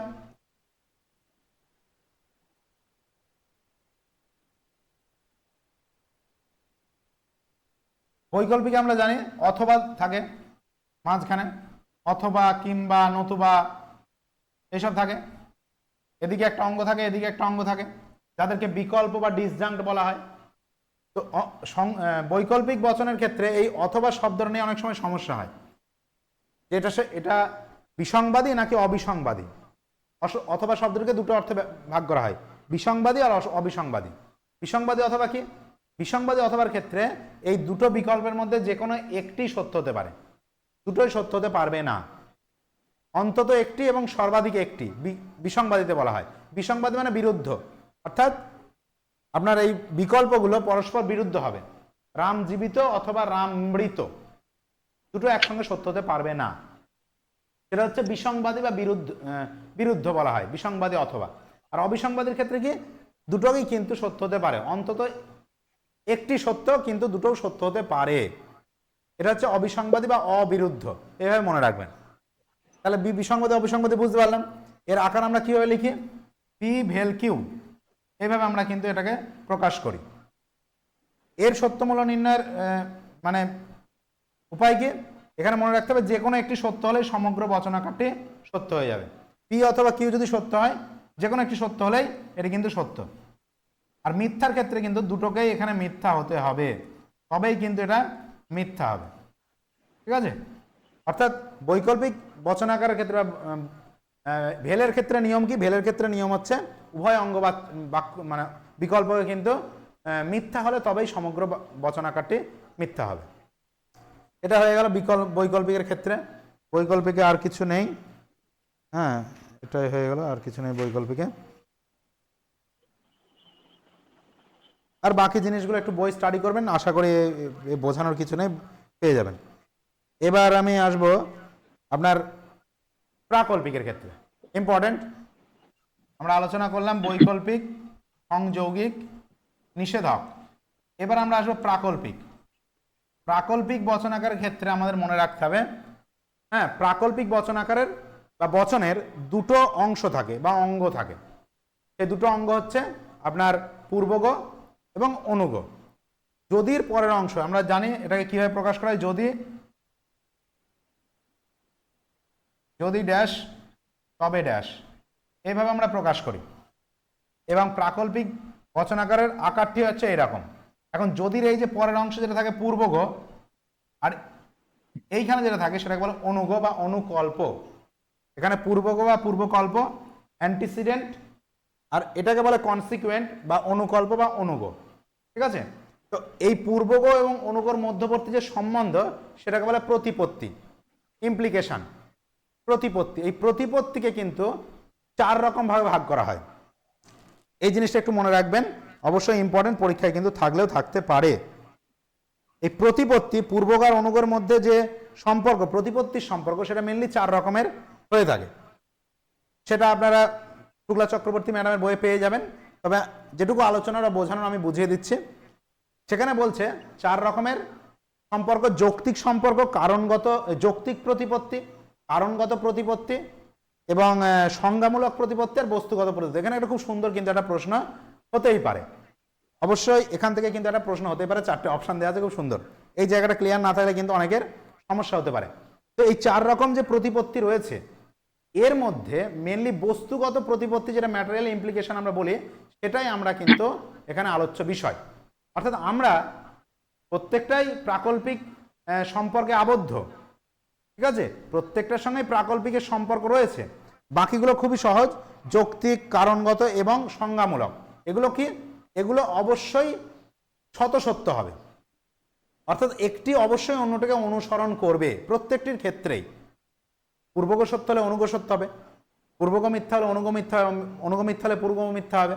প্রত্যেকটা ক্ষেত্রে, বাকি 3টে ক্ষেত্রেই যৌক্তিক, কারণমূলক এবং সংজ্ঞামূলক যেটা আছে, কারণগত, সংজ্ঞামূলক। কিন্তু আমরা যে প্রতিপত্তিটা ব্যবহার করি, যেটা আমাদের সিলেবাসের আলোচ্য বিষয় বা আমরা প্রাকল্পিক হিসাবে যেটা খুঁজি বা আমাদের যেটা বিষয়বস্তু, সেটা হচ্ছে বস্তুগত প্রতিপত্তি। বস্তুগত প্রতিপত্তি একই রকম ভাবে আপনার কিন্তু যে ইমপ্লিকেশন বলছি কেন, ওই যে ইকুইভ্যালেন্টের ক্ষেত্রেও বস্তুগত সমার্থতা কিন্তু সেক্ষেত্রে আমাদের আলোচ্য বিষয়। ঠিক আছে? তো এখানে আমাদের মনে রাখতে হবে, এই যে বস্তুগত প্রতিপত্তি যেটা আমরা বলছি, যে ইমপ্লাইজ যে ইউজ করি, সেই ইমপ্লাইজটা অ্যাকচুয়ালি বস্তুগত প্রতিপত্তিকেই নির্দেশ করে। এই যে নাল বা হুঁক বা হর্ষ আমরা বলি, এটা কিন্তু বস্তুগত প্রতিপত্তিকেই নির্দেশ করে। ঠিক আছে? এখানে বস্তুগত প্রতিপত্তি কিন্তু আপতিকও হতে পারে। আমরা জানি ইমপ্লিকেশনের ক্ষেত্রে, ইমপ্লাইজের ক্ষেত্রে আমরা জানি 4 ধরনের বিকল্প বা 4 ধরনের সম্ভাবনা হতে পারে: সত্য মিথ্যা, মিথ্যা সত্য, সত্য সত্য, মিথ্যা মিথ্যা, আমরা জানি। তো সেক্ষেত্রে আপতিক হওয়ার সম্ভাবনাও কিন্তু রয়েছে বস্তুগত প্রতিপত্তির ক্ষেত্রে, এবং অবশ্যই হয়। কিন্তু বাকি যে 3টে আমি বললাম, যৌক্তিক, কারণমূলক বা কারণগত এবং সংজ্ঞামূলক, এগুলোর ক্ষেত্রে অবশ্যই প্রত্যেকটাই কিন্তু শতসত্য হয়। তাই এগুলো আমাদের আলোচ্য বিষয় নয়। এই জিনিসটা কিন্তু আপনাদের একটু জেনে রাখতে হবে, খুব সুন্দর, কিন্তু এখানে একটা প্রশ্ন আসতেই পারে। তো বোঝা গেল বিষয়টা। এইবার প্রাকল্পিক বচনের ক্ষেত্রে খুব সিম্পল, আমরা জানি প্রাকল্পিক বচনের তো মোস্ট ইম্পর্টেন্ট লজিকের ক্ষেত্রে আমরা জানি, কারণ সেটার উপর ডিপেন্ড করে অনেক কিছু ডিপেন্ড করে। হ্যাঁ, প্রাকল্পিক বচনে অনেক কিছুকে প্রতিকায়িত করা হয়। একটা যুক্তিকেও প্রাকল্পিক বচনের আকারে আকারিত করা যেতে পারে, আমরা সব জানি এগুলো কম বেশি। তো যুক্তির ক্ষেত্রে কি হয়, হেতু বাক্যগুলোকে সংযৌগিক সম্বন্ধে থাকে এবং তার সঙ্গে সিদ্ধান্তটা প্রাকল্পিক সম্বন্ধে করে একটা প্রাকল্পিক বচন আকার তৈরি করা যাবে একটি যুক্তি আকারকে। এগুলো আমরা কম বেশি জানি। তো এবার কি, সেই জন্য প্রাকল্পিক বচনটা ভেরি ভেরি ইম্পর্টেন্ট। তবে প্রাকল্পিক বচনের যে মূল শর্ত সত্য বা মিথ্যা হওয়ার, কি সেটা, যে প্রাকল্পিক বচনের পূর্বগ, প্রাকল্পিক বচনের পূর্বগ যদি সত্য হয় এবং অনুগ যদি মিথ্যা হয়ে যায়, তাহলেই কিন্তু প্রাকল্পিক বচনটি মিথ্যা হবে। এইটার উপর বেস করেই কিন্তু আপনারা দেখবেন যে যুক্তির ক্ষেত্রে আমরা যে মেনলি যেটা হয়, যুক্তির বৈধতা বিচারের ক্ষেত্রে বা সত্য সারণীর সাহায্যে যখন তার নির্ণয় করা হয় কোনো কিছুর, ঠিক আছে, সেক্ষেত্রেও কিন্তু এই জিনিসটাই দেখা হয় যে আশ্রয় বাক্যগুলি সত্য, সিদ্ধান্ত মিথ্যা। এখানে পূর্বগটাকে আশ্রয় বাক্য হিসাবে এবং অনুগটাকে সিদ্ধান্ত হিসাবে দেখা হয়, মানে আপনার যুক্তি ক্ষেত্রে বা যুক্তি আকারের ক্ষেত্রে। অর্থাৎ প্রাকল্পিক বচনের মোস্ট ইম্পর্টেন্ট এই শর্তটি কিন্তু ভেরি ভেরি ইম্পর্টেন্ট, আমরা সকলেই জানি, তাও বলে দিচ্ছি। পূর্বগ সত্য এবং অনুগ যদি মিথ্যা হয় তবেই কিন্তু প্রাকল্পিক বচন বা বচন আকারটি মিথ্যা হতে পারে, মিথ্যা হবেই অ্যাকচুয়ালি, ঠিক আছে। আর বাকি যে তিনটে অপশন আছে সেক্ষেত্রে কিন্তু হবে না। ওকে, তো এই মোটামুটি আলোচনা ছিল, আর এখানে সেইভাবে কিছু নেই, হয়ে গেল, আর কিছু নেই সেইভাবে। হ্যাঁ, একটা জিনিস আছে ভেরি ভেরি ইম্পর্টেন্ট, সেটা হচ্ছে আপনার আবশ্যিক শর্ত এবং পর্যাপ্ত শর্ত। এই যে প্রাকল্পিকের আবশ্যিক শর্ত আর পর্যাপ্ত শর্ত বলে দুটো জিনিস আছে, এগুলো আমার জানা দরকার একটু। হ্যাঁ, যদিও লজিকের এই পার্টটা সত্যিই খুবই সহজ একটা জায়গা, অনেকের প্রয়োজন নাও থাকতে পারে, কিন্তু অনেকে আছেন যারা হয়তো দীর্ঘদিন চর্চার অভাবে ভুলে গিয়েছেন, তো তাদের জন্য আমি এত এলাবোরেটলি আলোচনা করছি। যদিও তারপরেও যদি বুঝতে না পারেন অবশ্যই আমাকে বলবেন, আমি চেষ্টা করব আপনাদের বুঝিয়ে দেওয়ার। এবার আমরা আলোচনা করব ওই যে আবশ্যিক শর্ত আর পর্যাপ্ত শর্ত। এই দুটো শর্তের মানে কি? আবশ্যিক শর্ত কি হয়? আবশ্যিক শর্ত, আবশ্যিক শর্তকে কি হয় আমরা না দিয়ে বুঝি, না দিয়ে বুঝি, ঠিক আছে। কোনো একটি না ঘটলে অন্যটি ঘটবে না, যেমন ক ক্ষয়ের আবশ্যিক শর্ত। এই কথার অর্থ কি? ক যদি না ঘটে, ক যদি না ঘটে, ক না হলে খ হবে না, তাই না? এটা তো আমরা এইভাবে বুঝি। ফর এক্সাম্পল আমরা জানি যে আগুন, আগুন হচ্ছে, অক্সিজেন হচ্ছে আগুন লাগার আবশ্যিক শর্ত। অক্সিজেন আগুন লাগার আবশ্যিক শর্ত, অর্থাৎ অক্সিজেন থাকলে আগুন লাগবে, এটা কিন্তু সত্য নয়। অক্সিজেন থাকলে যে আগুন লাগবে এমন নাও হতে পারে, ঠিক আছে। অক্সিজেন না থাকলে কিন্তু আগুন লাগবে না। তাই আবশ্যিক শর্ত সবসময় না দিয়ে বিচার করতে হয়, আর পর্যাপ্ত শর্ত সবসময় হ্যাঁ দিয়ে বিচার করতে হয়, ঠিক আছে। তো এই প্রাকল্পিকের ক্ষেত্রে আবশ্যিক শর্ত আর পর্যাপ্ত শর্ত জিনিসটা কি, এটা একটু আপনাদের বোঝানোর চেষ্টা করি। যে আবশ্যিক শর্ত এখানে বলা হচ্ছে যদি পি না ঘটে তাহলে কিউ ঘটবে না। পি কিউ এর আবশ্যিক শর্ত, একথার অর্থ কি? পি কিউ এর আবশ্যিক শর্ত বলা হচ্ছে পি কিউ এর আবশ্যিক শর্ত। আমি আর লিখছি না, বলে দিচ্ছি, শুনে নেন। পি কিউ এর আবশ্যিক শর্ত, একথার অর্থ কি? না দিয়ে বুঝতে হয়। যদি পি না ঘটে, যদি পি না ঘটে অর্থাৎ নেগেশন পি, তাহলে কিন্তু কিউও ঘটবে না। এটা হচ্ছে আবশ্যিক শর্ত। তাহলে এটাকে যদি আমরা চেঞ্জ করি, এটা কি হয়? কিউ ইমপ্লাইজ পি, এটা হয়। ট্রান্সপোজিশনের সূত্র ছিল, ট্রান্সের সূত্র আমরা পড়েছিলাম 19 রুলসে। তো সেখানে কি হয়? Not P implies not Q থাকলে কিউ ইমপ্লাইজ পি করি আমরা। তাহলে এখানে পি কিউ এর আবশ্যিক শর্ত, এটাকে কিন্তু আমাকে উল্টো করে কিন্তু প্রতিকায়িত করতে হয়। তাহলে আবশ্যিক শর্তের ক্ষেত্রে যদি হলো পি কিউ এর আবশ্যিক শর্তের মানে কি? কিউ ইমপ্লাইজ পি, ঠিক আছে। এই জিনিসটা আমাদের কিন্তু মনে রাখতে হবে, পরীক্ষা অপশনে থাকতেই পারে পি কিউ এর আবশ্যিক শর্ত এর প্রতিকায়িত রূপ কি হবে। তখন অবশ্যই মনে রাখবেন সেখানে কিন্তু পি ইমপ্লাইজ কিউ কিন্তু হবে না, এটি কিন্তু ভুল হয়ে যাবে। এটি হচ্ছে পি কিউ এর পর্যাপ্ত শর্তের সাংকেতিক রূপ। পর্যাপ্ত শর্ত, পর্যাপ্ত শর্তের ক্ষেত্রে কি হয়? হ্যাঁ দিয়ে বিচার করতে হয়, অর্থাৎ যদি পি তবে কিউ, যদি পি তবে কিউ, দ্যাট ইজ পর্যাপ্ত শর্ত, সাফিসিয়েন্ট কন্ডিশন, ঠিক আছে। সেখানে কি হয়? যদি পি তবে Q, that is P implies Q. আর আবশ্যিক শর্ত, এটাকে যদি আমি আবশ্যিক শর্ত ধরি তাহলে কি হবে? যদি পি না ঘটে তাহলে কিউ ঘটবে না। ওকে, তাহলে সেটাকে আমি যদি প্রতিকায়িত করি ট্রান্সপোজিশন রুলস বা ট্রান্সের মাধ্যমে, এটাকে চেঞ্জ হয়ে যায়। পি ইমপ্লাইজ কিউ থাক, পি ইমপ্লাইজ নট কিউ থাকলে কিউ ইমপ্লাইজ পি হয়। তাহলে আবশ্যিক শর্তের ক্ষেত্রে পি ইমপ্লাইজ পি কিউ এর আবশ্যিক শর্ত বলে তার সাংকেতিক রূপ এইটা হবে। আর পি কিউ এর পর্যাপ্ত শর্ত বললে পি ইমপ্লাইজ কিউ হবে। একটা জিনিস মনে রাখবেন, যদি এরকম থাকে পি ইফ কিউ, যদি এরকম থাকে সেক্ষেত্রে কিন্তু কিউ ইমপ্লাইজ পি হবে, ঠিক আছে। ইফটা যদি এরকম মাঝে থাকে, ঠিক আছে। কারণ আমরা জানি যদির পরের যে অংশটা থাকে সেটা অবশ্যই কিন্তু আপনার প্রথমে বসে বা পূর্বগ হয়, এটা কিন্তু আমরা জানি। যদির পরের অংশ পূর্বগ হয়, ঠিক আছে। তা পি ইফ কিউ বা পি যদি কিউ এরকম যদি থাকে তার প্রতিকায়িত রূপ হবে কিউ ইমপ্লাইজ পি। কিন্তু যদি থাকে পি অনলি ইফ,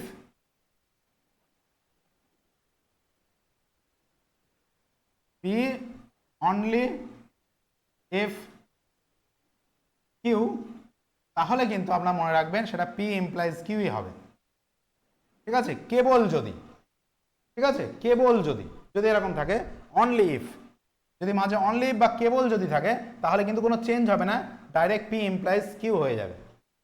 ওকে, এই যে ইফের জন্য চেঞ্জ হয়, আবার কেবল থাকার জন্য আবার চেঞ্জ হয়, দুটো চেঞ্জ হওয়ার জন্য কি হবে, মূল ফর্মেই ফিরে আসবে। সেই জন্য খুব সহজেই মাঝে যদি অনলি ইফ থাকে তাহলে কিন্তু পি ইমপ্লাইজ কিউ হয়ে যায়। তো এই তাহলে বোঝা গেল বিষয়টা, পর্যাপ্ত শর্ত আবশ্যিক শর্ত বোঝা গেল। আর পর্যাপ্ত আবশ্যিক শর্ত বা আবশ্যিক পর্যাপ্ত শর্ত যদি বলা হয় ইমপ্লাইজের ক্ষেত্রে, তাহলে কি হয়, এইটা হচ্ছে আপনার পর্যাপ্ত শর্ত হিসেবে বেরোলো, এবং যদি আবশ্যিক শর্ত কি বেরোলো, কিউ ইমপ্লাইজ পি। এটার মানে কি, পি কিউ এর আবশ্যিক পর্যাপ্ত যদি বলে, আবশ্যিকও যদি বলে আর পর্যাপ্তও যদি বলে শর্ত, তাহলে কিন্তু এইটা হবে পি ইমপ্লাইজ কিউ। এটা হচ্ছে আপনার পর্যাপ্ত শর্ত। আর কিউ ইমপ্লাইজ পি, এটা পি কিউ এর আবশ্যিক শর্ত আমরা জানি। সুতরাং এটা কিন্তু আমরা জানি পি ইকুইভ্যালেন্ট কিউ করা যাবে পি কিউ এর রুলস অনুযায়ী। ঠিক আছে, তাহলে পি কিউ এর আবশ্যিক পর্যাপ্ত শর্ত সেটা অ্যাকচুয়ালি কিন্তু একটি আপনার দ্বি প্রাকল্পিক বচন। আর দ্বি প্রাকল্পিক ক্ষেত্রে আমরা জানি দুটো প্রাকল্পিক বচনকে এবং দ্বারা যুক্ত করা হয়। যাই প্রাকল্পিক জিনিসটা তাহলে আশা করি আপনাদের বোঝা গিয়েছে। এই দুটো জিনিস এখানে ছিল, মনে রাখবেন। এখন কি পরীক্ষায় দেবে কেউ কিছুই জানে না, সুতরাং আমাদের সবই মোটামুটি একটু দেখে রাখতে হবে। হয়ে গেল এটা, এখানে আর কিছু নেই। এইবার আমরা আলোচনায় আসবো প্রাকল্পিক, যদি হয়ে গেল এটা।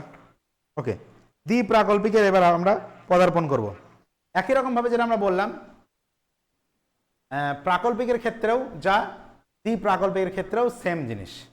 কিন্তু দ্বি প্রাকল্পিক বচনে প্রথমেই বলছে দ্বি প্রাকল্পিক বাই কন্ডিশনাল প্রপোজিশন, দুটো প্রাকল্পিক বচন থাকবে, তাই জন্য দ্বি প্রাকল্পিক, দুটো প্রাকল্পিক। ঠিক আছে, একটু আগে উদাহরণ দিলাম যদিও, তবু আমি বলে দিই পি ইকুইভ্যালেন্ট কিউ বা পি ট্রিপল বার কিউ বা পি ত্রিফলা কিউ, এর ক্ষেত্রে এটা তখনই সত্য হবে। তার আগে বলে দিই, এই যে অঙ্গ দুটো আছে, এই অঙ্গ দুটোর আলাদা নাম নেই, এদেরকে বলে উপাদান বাক্য। উপাদান বাক্য, ঠিক আছে, উপাদান বাক্য বলা হয়। এবং অন্যান্য ক্ষেত্রে নাম আমরা জানি, প্রাকল্পিকের ক্ষেত্রে বললাম, সবগুলোর ক্ষেত্রে বলে দিলাম। এই উপাদান বাক্যের সমার্থক বা এইটাকে বলা হচ্ছে ইকুইভ্যালেন্ট। সমার্থক কখন হবে, সম অর্থ বিশিষ্ট। এক কথায় যদি দুটোরই মান সমান হয়, দুটোর মান সমান মানে পি এর সত্য মূল্যও যা, কিউ এর সত্য মূল্য যদি একই হয়, দুটোর সত্য মূল্য যদি সমানই হয়, তাহলে এটা মানে ইকুইভ্যালেন্টের মূল মান কিন্তু সত্য হবে। অর্থাৎ দুটোরই সত্য মূল্য সমান হওয়া মানে কি, দুটোরই সত্য মূল্য মানে এটাও যদি সত্য হয় এটাও যদি সত্য হয় তাহলে এটা সত্য হয়ে যাবে।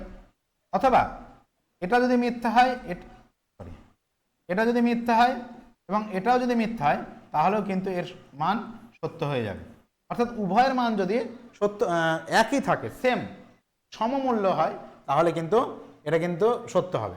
এবং কোনো একটি মান যদি চেঞ্জ হয়ে যায়, একটা পি একটা কিউ একটা টি একটা এফ যদি হয়ে যায়, তাহলে তার সত্য মূল্য কিন্তু মিথ্যা হয়ে যাবে, এটা আমরা জানি। আর কি জানতে হবে আমাদের, বস্তুগত সমর্থতা বললাম, এক্ষেত্রেও তাই, যে আপনার যৌক্তিক সমর্থতা একটা জিনিস আছে আর একটা বস্তুগত সমর্থতা একটা জিনিস আছে। ঠিক আছে, ম্যাটেরিয়াল ইকুইভ্যালেন্ট যেটা আমরা আমাদের গ্রহণযোগ্য, এই ইমপ্লাইজ এই যে ট্রিপল বার, এটা ম্যাটেরিয়াল ইকুইভ্যালেন্ট বলা হয়। যেমন আমরা ম্যাটেরিয়াল ইমপ্লিকেশন বললাম ইমপ্লাইজের ক্ষেত্রে, যৌক্তিক প্রতিপত্তি কিন্তু সেখানে গ্রহণযোগ্য নয়, সেখানে বস্তুগত প্রতিপত্তি আমাদের গ্রহণযোগ্য। এখানেও তাই, যৌক্তিক সমার্থতা বা লজিক্যাল ইকুইভ্যালেন্ট এখানে কিন্তু আমাদের আলোচ্য বিষয় না। এখানে আমাদের আলোচ্য বিষয় হচ্ছে ম্যাটেরিয়াল ইকুইভ্যালেন্ট, যেটা এই ইকুইভ্যালেন্ট বা ট্রিপল বার চিহ্নের মাধ্যমে প্রকাশ করা হয়, এবং এটা অবশ্যই আপতিক হতে পারে। ঠিক আছে, তো এই জিনিসগুলো একটু মনে রাখতে হবে। আর অ্যাকচুয়ালি যেটা একটু আগে আমি বলে দিলাম, আবশ্যিক এবং পর্যাপ্ত শর্তের প্রাকল্পিক বচনের সমাহারই কিন্তু এই দ্বি প্রাকল্পিক বচন। একটু আগে আমি উদাহরণ দিয়ে বিষয়টা আপনাদের বোঝানোর চেষ্টা করেছি। এই হয়ে গেল মোটামুটি 5 রকম বচনের, যৌগিক বচনের সত্যমূল্য নির্ণয়ের পদ্ধতি। ঠিক আছে, এইবার আমি দু একটা জিনিস নিয়ে আলোচনা করব যেগুলো খুব ইম্পর্ট্যান্ট, যেগুলো বেসিক। এই বিষয়ে যদি আপনার পুঙ্খানুপুঙ্খ জ্ঞান না থাকে, পরীক্ষার হলে কিন্তু আপনার দীর্ঘ সময় লেগে যেতে পারে বা ভুলও হয়ে যেতে পারে। সেই জিনিসটা আপনাদের কিন্তু একটু শিখে রাখতে হবে। এই যে সত্যমূল্যগুলো কিন্তু অবশ্যই মনে রাখতে হবে। ধরা যাক যদি এরকম দেওয়া থাকে, P implies not P vel Q, ধরুন এরকম একটা বচনাকার দিয়ে দিয়েছে, ঠিক আছে, এবং বলে দিয়েছে পি এর মান মিথ্যা। আপনারা এবার মাইক্রোফোন অন করুন এবং বলুন এই বচনাকারী সত্য মূল্য কি হবে। সত্য। সার্জিনা, সত্য হবে। অনামিকা, সত্য সত্য হবে। সত্য হবে ভেরি গুড। শাবানা, সত্য হবে sir. Priyanka, very good, very good, very good. সত্য হবে sir. Thank you, thank you, সত্য থ্যাংক ইউ। হবে। ঠিক আছে, সবাই ঠিক বলেছেন। এবার অফ করুন। একদমই তাই, খুব ভালো। এই বেসিক সেন্স কিন্তু আমাদের কাজে লাগাতে হবে। একটু আপনাদের মাইক্রোফোনটা অফ করবেন প্লিজ, কারণ পরবর্তীকালে যারা দেখবেন সত্যি তাদের সমস্যা হবে। তো এই জিনিসটা কিন্তু, এই বেসিক সেন্সটা অবশ্যই থাকা দরকার, কারণ এটা আমার জানা এত বড় দিয়েছে বলে আমার দরকারই নেই। আমরা জানি এটা একটি প্রাকল্পিক বচন যার পূর্বগ মিথ্যা, আর আমরা জানি প্রাকল্পিক বচন পূর্বগ মিথ্যা মানেই সমগ্র প্রাকল্পিক বচন সত্য হয়, ঠিক আছে। কিন্তু ওই যা চলে গেল, কি লিখলাম, P implies not P vel Q, এইরকম আমি বলেছিলাম। এবার আমি বলেছিলাম যে পি মিথ্যা, তাই না, এরকম আমি বলে দিয়েছিলাম, তাই এটা সত্য হয়ে গেল। এখন এটাকে একই সঙ্গে আরো একটু যদি দিয়ে দেয় যে কিউ সত্য, Q is equal to true, তাহলে কি হবে? তাহলেও সত্য হবে। সত্যই হবে। তাহলেও সত্য হবে। একদম, ভেরি গুড, সুন্দর বলেছেন। যারা বুঝতে পারছেন না তারা একটু স্টাডি করবেন, আর যারা বুঝতে পারছেন তো ভেরি গুড, খুব সুন্দর। তাহলে আমাদের কিন্তু বেসিক সেন্সটাকে কাজে লাগাতে হবে, ঠিক আছে। এই ধরনের বাক্য দিতেই পারে পরীক্ষাতে। তো সুতরাং এখানে যদি কিউটাও সত্য হয়ে যায় তাহলেও কিন্তু এই পুরো বাক্যটি কিন্তু সত্য হয়ে যাবে। কেন সত্য হয়ে যাবে? কিউ হচ্ছে আপনার বৈকল্পিকের একটা অঙ্গ, আর বৈকল্পিক একটা অঙ্গ সত্য মানে এটি সত্য। আর প্রাকল্পিক পুরো বচন, প্রাকল্পিক বচনের যদি একটা অঙ্গ মানে অনুকরণ যদি সত্য হয় তাহলে আমার পূর্বকে দেখার দরকার নেই, এটা কিন্তু সত্য হয়ে যাবে। তো এই জিনিসগুলো কিন্তু আমরা এই সত্য সারণীর মাধ্যমে কিন্তু জানতে পারবো। যদিও এটাকে আপনার সংক্ষিপ্ত সত্য সারণী বলা যেতে পারে, বিরুদ্ধ অসিদ্ধ পদ্ধতি যদিও নয়, তবুও তার মাধ্যমে আমরা অবৈধতা বৈধতা সবকিছু প্রমাণ করি, কিন্তু বাক্যের ক্ষেত্রে নয় সেটা। তো এই মোটামুটি আলোচনা। আর এখানে তাহলে সত্য সারণীটা আশা করি বোঝা গেল প্রত্যেকেই। আর সত্য সারণীর ক্ষেত্রে আমি বলি যে একটি বচন আকার কিন্তু, বচন যেরকম সত্য বা মিথ্যা হয়, বচন আকারের সত্য মূল্য নির্ণয় করা যায়। সেক্ষেত্রে একটি বচন আকার শতসত্য বা শতমিথ্যা বা আপতিক হতে পারে, ঠিক আছে। একটি বচনাকার হয় শতসত্য হবে, মানে সবগুলো তার তার মানে মিথ্যা দৃষ্টান্ত থাকবে না, শত মিথ্যা তার সত্য দৃষ্টান্ত থাকবে না, এবং একটি বচনাকার আপতিক হতে পারে যদি তার সত্য ক্ষেত্র বিশেষে সত্য, ক্ষেত্র বিশেষে যদি মিথ্যা হয় তাহলে সেটা আপতিক। ফর এক্সাম্পল, আমি যদি এরকম একটা বচনাকার দিই, পি ইমপ্লাইজ কিউ, এরকম যদি একটা বচনাকার দিই, সেক্ষেত্রে এর সত্য মূল্য কি হবে? আপতিক হবে স্যার। আপতিক হবে স্যার। আপতিক। আপতিক হবে, তাই না? কারণ এখানে যদি সত্য হয় তাহলে এর সত্য মূল্য পাওয়া যাবে না, এখানে যদি সত্য হয় তাহলে এর সত্য মূল্য পাওয়া যাবে না। এখানে যদি নট করে দেয়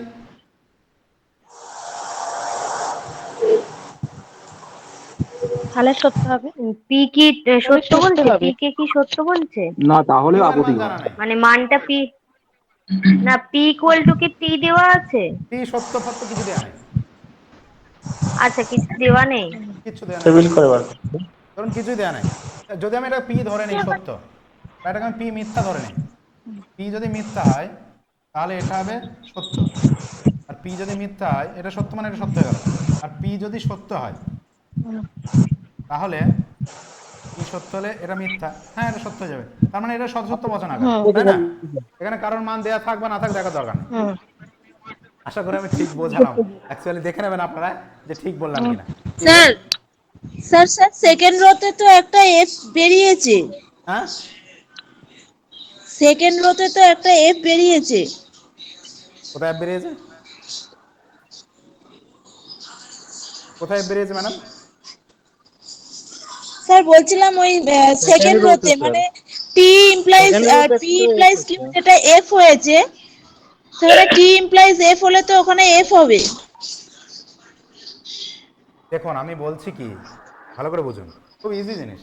এখানে এর মানটা আমার জানাই নেই, এটা আমি জানি না কি আছে, আমি শুধু আমি পি কে একবার সত্য একবার মিথ্যা ধরে করব।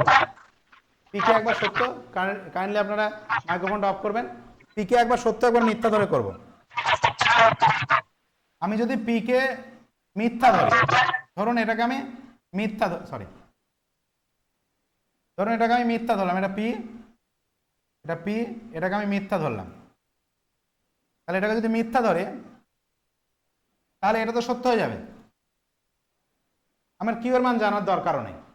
পি মিথ্যা মানে এটা সত্য, আর এটা সত্য মানে এটা সত্য। আমার আর কিচ্ছু জানার দরকার নেই। যদি পি মিথ্যা হয় আমি জাস্ট ধরে নিচ্ছি, আর পি যদি সত্য হয়, দেখুন পি কে, তাহলে এটা বোঝা গেল আমার কিউ এর মান জানা দরকার নেই, সব কিছু জানা দরকার নেই। স্যার সত্য হবে। হ্যাঁ এটাই বলছি। হ্যাঁ স্যার সত্য হবে, কালপিটা খেয়াল করিনি। হ্যাঁ সত্য হবে। হ্যাঁ, থ্যাংক ইউ। তাহলে বুঝতে পেরেছেন আপনারা প্রত্যেকেই। তো এই ধরনের বাক্য হ্যাঁ, আমাদের হ্যাঁ। পরীক্ষায় থাকতে পারে। একটি বচনাকে সত্য মূল্য শত সত্য শত মিথ্যা বা আপত্তিক হতে পারে, এবং সেগুলো আমরা ট্রুথ ফাংশনের মাধ্যমে, এই সত্য সারণীর মাধ্যমে, ট্রুথ টেবিলের মাধ্যমে বার করতে পারি। এইবার যুক্তির বৈধতা আমরা সত্য সারণীর মানে সাহায্যে নির্ণয় করতে পারি। সেক্ষেত্রে আমরা প্রত্যেকেই জানি একটি যুক্তির আশ্রয় বাক্যগুলো সবগুলো যদি সত্য হয় এবং সিদ্ধান্ত যদি মিথ্যা হয় তবেই যুক্তিটি অবৈধ হয়। বাকি যদি এরকম না থাকে তাহলে সেটি কিন্তু বৈধ হয়ে যাবে। এটা কিন্তু আমাদের জানা রয়েছে। তাই এই নিয়ে আমি আর বিস্তারিত বলছি না। কোনো একটি যুক্তি আকারের যে মূল স্তম্ভ, যেখানে সিদ্ধান্তটা মেনলি থাকে, ঠিক আছে, মানে একটি যুক্তি আকারকে আমি যদি সত্য সারণীর সাহায্যে তার বৈধতা নির্ণয় করতে যাই, সেক্ষেত্রে কিন্তু আমাদের কি দেখতে হবে যে মূল স্তম্ভ বা সিদ্ধান্তটি মিথ্যা এবং সমস্ত আশ্রয় বাক্যগুলি, সেখানে একটা আশ্রয় বাক্য থাক বা দুটোই থাক, সেগুলো যদি সবগুলো মিথ্যা হয়ে যায় তাহলে কিন্তু সবগুলো সত্য আর সিদ্ধান্ত যদি মিথ্যা হয়ে যায় তাহলে কিন্তু সেটা অবৈধ হয়। আর এরকম যদি না থাকে তাহলে যুক্তিটা অবশ্যই বৈধ হবে, আমরা এটা জানি। তাই সত্য সারণী নিয়ে আর আমার মনে হয় না ডিটেলসের আলোচনার কিছু আছে। তবে অবশ্যই আপনারা কিছু শত সত্য বচনাকার, শত মিথ্যা বচনাকারের কিছু উদাহরণ অবশ্যই আপনারা একটু জেনে রাখবেন।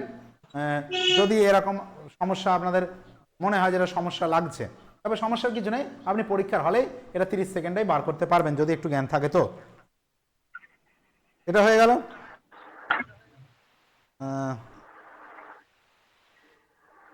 রেজলিউশন মানে আমাদের সম্ভবত লঘুকরণ পদ্ধতি, তাই না? লঘুকরণ আমাকে দেখতে হবে, লঘুকরণ দেখা হয়নি। হ্যাঁ, কেউ কিছু বলছো?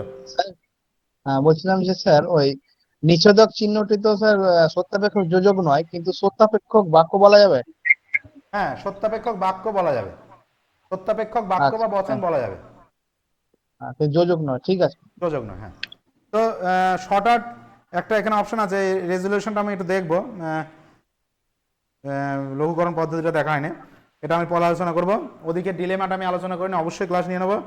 Short out truth table technique বা রিডাকশিও অ্যাড অ্যাবসার্ডাম, এটা কি? খুব সহজ। আমরা জানি যে বিরুদ্ধ অসিদ্ধি পদ্ধতি, অর্থাৎ বিরুদ্ধ অসিদ্ধি পদ্ধতি, কোনো কিছুকে তার বৈধতা বা অবৈধতা প্রমাণ করা যায়। মেনলি বিরুদ্ধ অসিদ্ধ পদ্ধতি অ্যাকচুয়ালি অবৈধতা প্রমাণের পদ্ধতি। কি করা হয় আমরা আগে সেটা একটু বলে নেই, তারপরে আমি আপনাদের বিষয়বস্তুটা আর একটু ভেঙে ব্যাখ্যা করব। তো প্রথমে কোনো একটি যুক্তির বৈধতাকে আমরা বৈধ না অবৈধ সেটাকে প্রমাণ করার জন্য আমরা কিন্তু এই মেথড ইউজ করি। অ্যাকচুয়ালি এটা অবৈধতা প্রমাণের মেথড, ঠিক আছে? এখানে সত্যমূল্য আরোপের মাধ্যমে এই মেথড কিন্তু ইউজ করা হয় বা এই মেথডের প্রয়োগ করা হয়। এখন জিনিসটাকে একটু ভালো করে জেনে নিতে হবে। রিডাকশিও অ্যাড অ্যাবসার্ডাম খুব সহজ মেথড।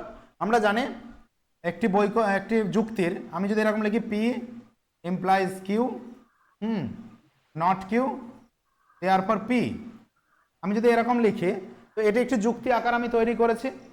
যদিও যুক্তি আকারটি বৈধ না অবৈধ আমরা সহজেই বুঝতে পারছি, তা সত্ত্বেও আমি ছোট্ট একটা যুক্তি আকার নিয়েছি। এটাকে রিডাকশিও অ্যাড অ্যাবসার্ডাম মেথড বা বিরুদ্ধ অসিদ্ধি পদ্ধতির মাধ্যমে আমাকে এটা অবৈধতা বা মেনলি অবৈধতা প্রমাণ করে দেখাতে হয়। বৈধতাও প্রমাণ করা যায়, যদি সেক্ষেত্রে সেটা না হয় তো বৈধ হয়ে যাবে। তো এক্ষেত্রে এটাকে কি করা হয়, এই জিনিসটাকে ট্রান্সফর্ম করা হয় একটি বাক্যের আকারে, এবং সেটা প্রাকল্পিক বাক্যের বা বচন আকার, যেহেতু এগুলো সব আকার দেওয়া আছে। তো কি করা হয়, আশ্রয় বাক্যগুলোকে এবং দ্বারা যুক্ত করা হয়, মানে ডট দ্বারা, তাহলে এটি একটি আশ্রয় বাক্য। কি করা হবে? পি ইমপ্লাইজ কিউ, এটি একটি আশ্রয় বাক্য লিখলাম, এর সঙ্গে dot, negation Q, second bracket. এটা আমরা জানি সেকেন্ড ব্র্যাকেট হিসেবে ইউজ করা হয় আমাদের লজিকে, যদিও গণিতে এটা থার্ড ব্র্যাকেট ইউজ করা হয়। ওকে, আর সিদ্ধান্ত, তাহলে আমরা আশ্রয় বাক্য দুটোকে যুক্ত করে দিলাম এবং সেটাকে ডট চিহ্নের মাধ্যমে সেটাকে দুটোকে যুক্ত করেছি, কারণ আমরা জানি হেতু বাক্যগুলোর মধ্যে সংযোগিক সম্বন্ধ থাকে এবং হেতু বাক্যের সঙ্গে সিদ্ধান্তের প্রাকল্পিক সম্বন্ধ থাকে। তো এটা পেয়ে গেলাম এবং সিদ্ধান্তটিকে আমি ইমপ্লাইজ দিয়ে এখানে পি আকারে লিখলাম। অর্থাৎ একটি পুরো যুক্তি আকারকে আমরা এইভাবে একটি প্রাকল্পিক বচন আকারে পরিণত করতে পারি। নিয়ম কি? খুব সিম্পল, আশ্রয় বাক্য বা হেতু বাক্যগুলোকে ডট দ্বারা যুক্ত করুন এবং সিদ্ধান্তটিকে শেষে এই পুরোটাকে হেতু বাক্যগুলোকে একদিকে করুন এবং সিদ্ধান্তটিকে আলাদা করে এটাকে ইমপ্লাইজের মাধ্যমে এটাকে একটা প্রাকল্পিক বচন তৈরি করুন। ঠিক আছে স্যার আরেকবার বলুন স্যার, এটা ঠিক আছে, আরেকবার বলুন। কেউ কিছু বলছেন? হ্যালো, আরেকবার বলুন স্যার। হ্যাঁ স্যার, আমি বলছি, আরেকবার বলুন এটা আরেকবার, হ্যাঁ বলে দিই। যে বচন থেকে কিভাবে প্রাকল্পিক যুক্তিকে আমরা কিভাবে প্রাকল্পিক বাক্যে বা প্রাকল্পিক বচন আকারে পরিণত করতে পারি? যুক্তিকেও করা যাবে, বচন আকারের ক্ষেত্রে প্রাকল্পিক বচন আকার হবে। কিছুই না, খুব সহজ। যুক্তির যে হেতু বাক্যগুলো রয়েছে সেগুলোকে আমাদের ডট দ্বারা যুক্ত করতে হবে। দেখুন এখানে পি ইমপ্লাইজ কিউ, আমি এখানে লিখেছি পি ইমপ্লাইজ কিউ, ওকে, ডট সেকেন্ড আশ্রয় বাক্য নট কিউ যুক্ত করেছি। এই হেতু বাক্যগুলোর মধ্যে সম্বন্ধ হচ্ছে সংযৌগিক সম্বন্ধ, যুক্ত করলাম এবং সেটাকে পুরোটা একটি ব্র্যাকেটের মাধ্যমে পুরোটাকে করলাম, অর্থাৎ এটাকে একটা অংশ হিসাবে দেখালাম। এটি হবে প্রাকল্পিক বচন আকারের পূর্বগ, ঠিক আছে, অ্যান্টিসিডেন্ট। আর সিদ্ধান্ত যেটি থাকে সেটিকেও যুক্ত করতে হবে ইমপ্লাইজ দিয়ে, অর্থাৎ হেতু বাক্য দুটোকে যুক্ত করব ডট দিয়ে। হেতু বাক্য দুটোও থাকতে পারে, তার বেশিও থাকতে পারে, সাধারণত এরকমই থাকে। তো সেক্ষেত্রে ডট দিয়ে যুক্ত করব এবং সিদ্ধান্তটিকে ইমপ্লাইজ দিয়ে যুক্ত করে এরকম একটা প্রাকল্পিক বচন পেয়ে যাব। ঠিক আছে, এখন বিরুদ্ধ অসিদ্ধি পদ্ধতির ক্ষেত্রে কি হয়? এই যে প্রাকল্পিক বচন আকারটি আমরা পেয়েছি, এই প্রাকল্পিক যে বচন আকারটি আমরা পেলাম, এই প্রাকল্পিক বচন আকারের কে মিথ্যা প্রমাণ করতে হবে। মিথ্যা প্রমাণ করার নিয়ম কি? চলে গেল, ওকে। অর্থাৎ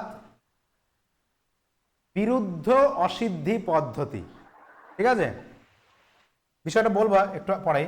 তো এখানে কিভাবে করতে হবে? এটাকে আপনাকে এই যে প্রাকল্পিক বচনাকার এটাকে মিথ্যা প্রমাণ করতে হবে। কিভাবে? এখানে আপনাকে মিথ্যা প্রমাণ করা মানে এটাকে এফ করতে হবে, আর এটাকে এফ করা মানে কি? এর যে মূল যোজক এইটা, এটাকে টি করতে হবে আর এটাকে এফ করতে হবে। বোঝা গেল? এইভাবে আপনাকে পুরোটাকে প্রমাণ করে দেখা যাবে এর মধ্যে কোনো সমস্যা নেই বা অসঙ্গতি নেই। যদি অসঙ্গতি না থাকে তাহলে এটি অবৈধ, আর যদি অসঙ্গতি থাকে বা এটা করতে গিয়ে দেখা যাচ্ছে কন্ট্রাডিকশন আসছে, কোনো একটি মান পি হয়ে যাচ্ছে আবার কোনোটি গ্রাহকের মান সত্য হয়ে যাচ্ছে মিথ্যা হয়ে যাচ্ছে, এরকম ক্ষেত্রে কিন্তু অসঙ্গতি হবে, সেক্ষেত্রে যুক্তিটি কিন্তু বৈধ হয়ে যাবে। ঠিক আছে, অ্যাকচুয়ালি বিরুদ্ধ অসিদ্ধি পদ্ধতি, বিরুদ্ধ মানে কি? মানে এর বিরুদ্ধ করা, মানে এটাকে আমি অবৈধ প্রমাণ করব। এবং বিরুদ্ধ যুক্তি নিয়ে মানে কি? কোনো একটি যুক্তিকে তার অপোজিট যুক্তি নেওয়া হয় না, বিরুদ্ধ করা। মানে এখানে কি হচ্ছে? কোনো একটি যুক্তিকে আমি মিথ্যা প্রমাণ করছি, তার বিরুদ্ধ অংশটা নিচ্ছি, এবং সেটা যদি অসিদ্ধ হয়, ঠিক আছে, সেটা যদি কোনো কন্ট্রাডিকশন না থাকে তাহলে কিন্তু সেক্ষেত্রে আপনার যুক্তিটি অবৈধ হয়ে যাবে।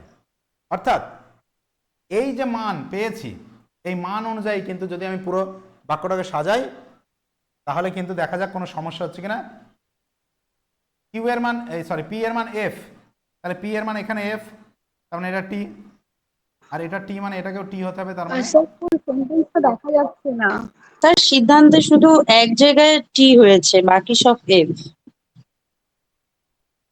হ্যাঁ, এক্ষেত্রে আমি যদি এটাকে টি, এখানে যদি আমি এটাকে টি করতে গেলে কি করতে হবে? এটা টি করতে হবে, তার মানে এটাকে এফ করতে হবে, আর এটাকে এফ করলে এখানে এফ করলে কোনো সমস্যা নেই। তাহলে দেখুন পুরো বোর্ডটা দেখা যাচ্ছে না। হ্যাঁ বলুন, কি বলছেন?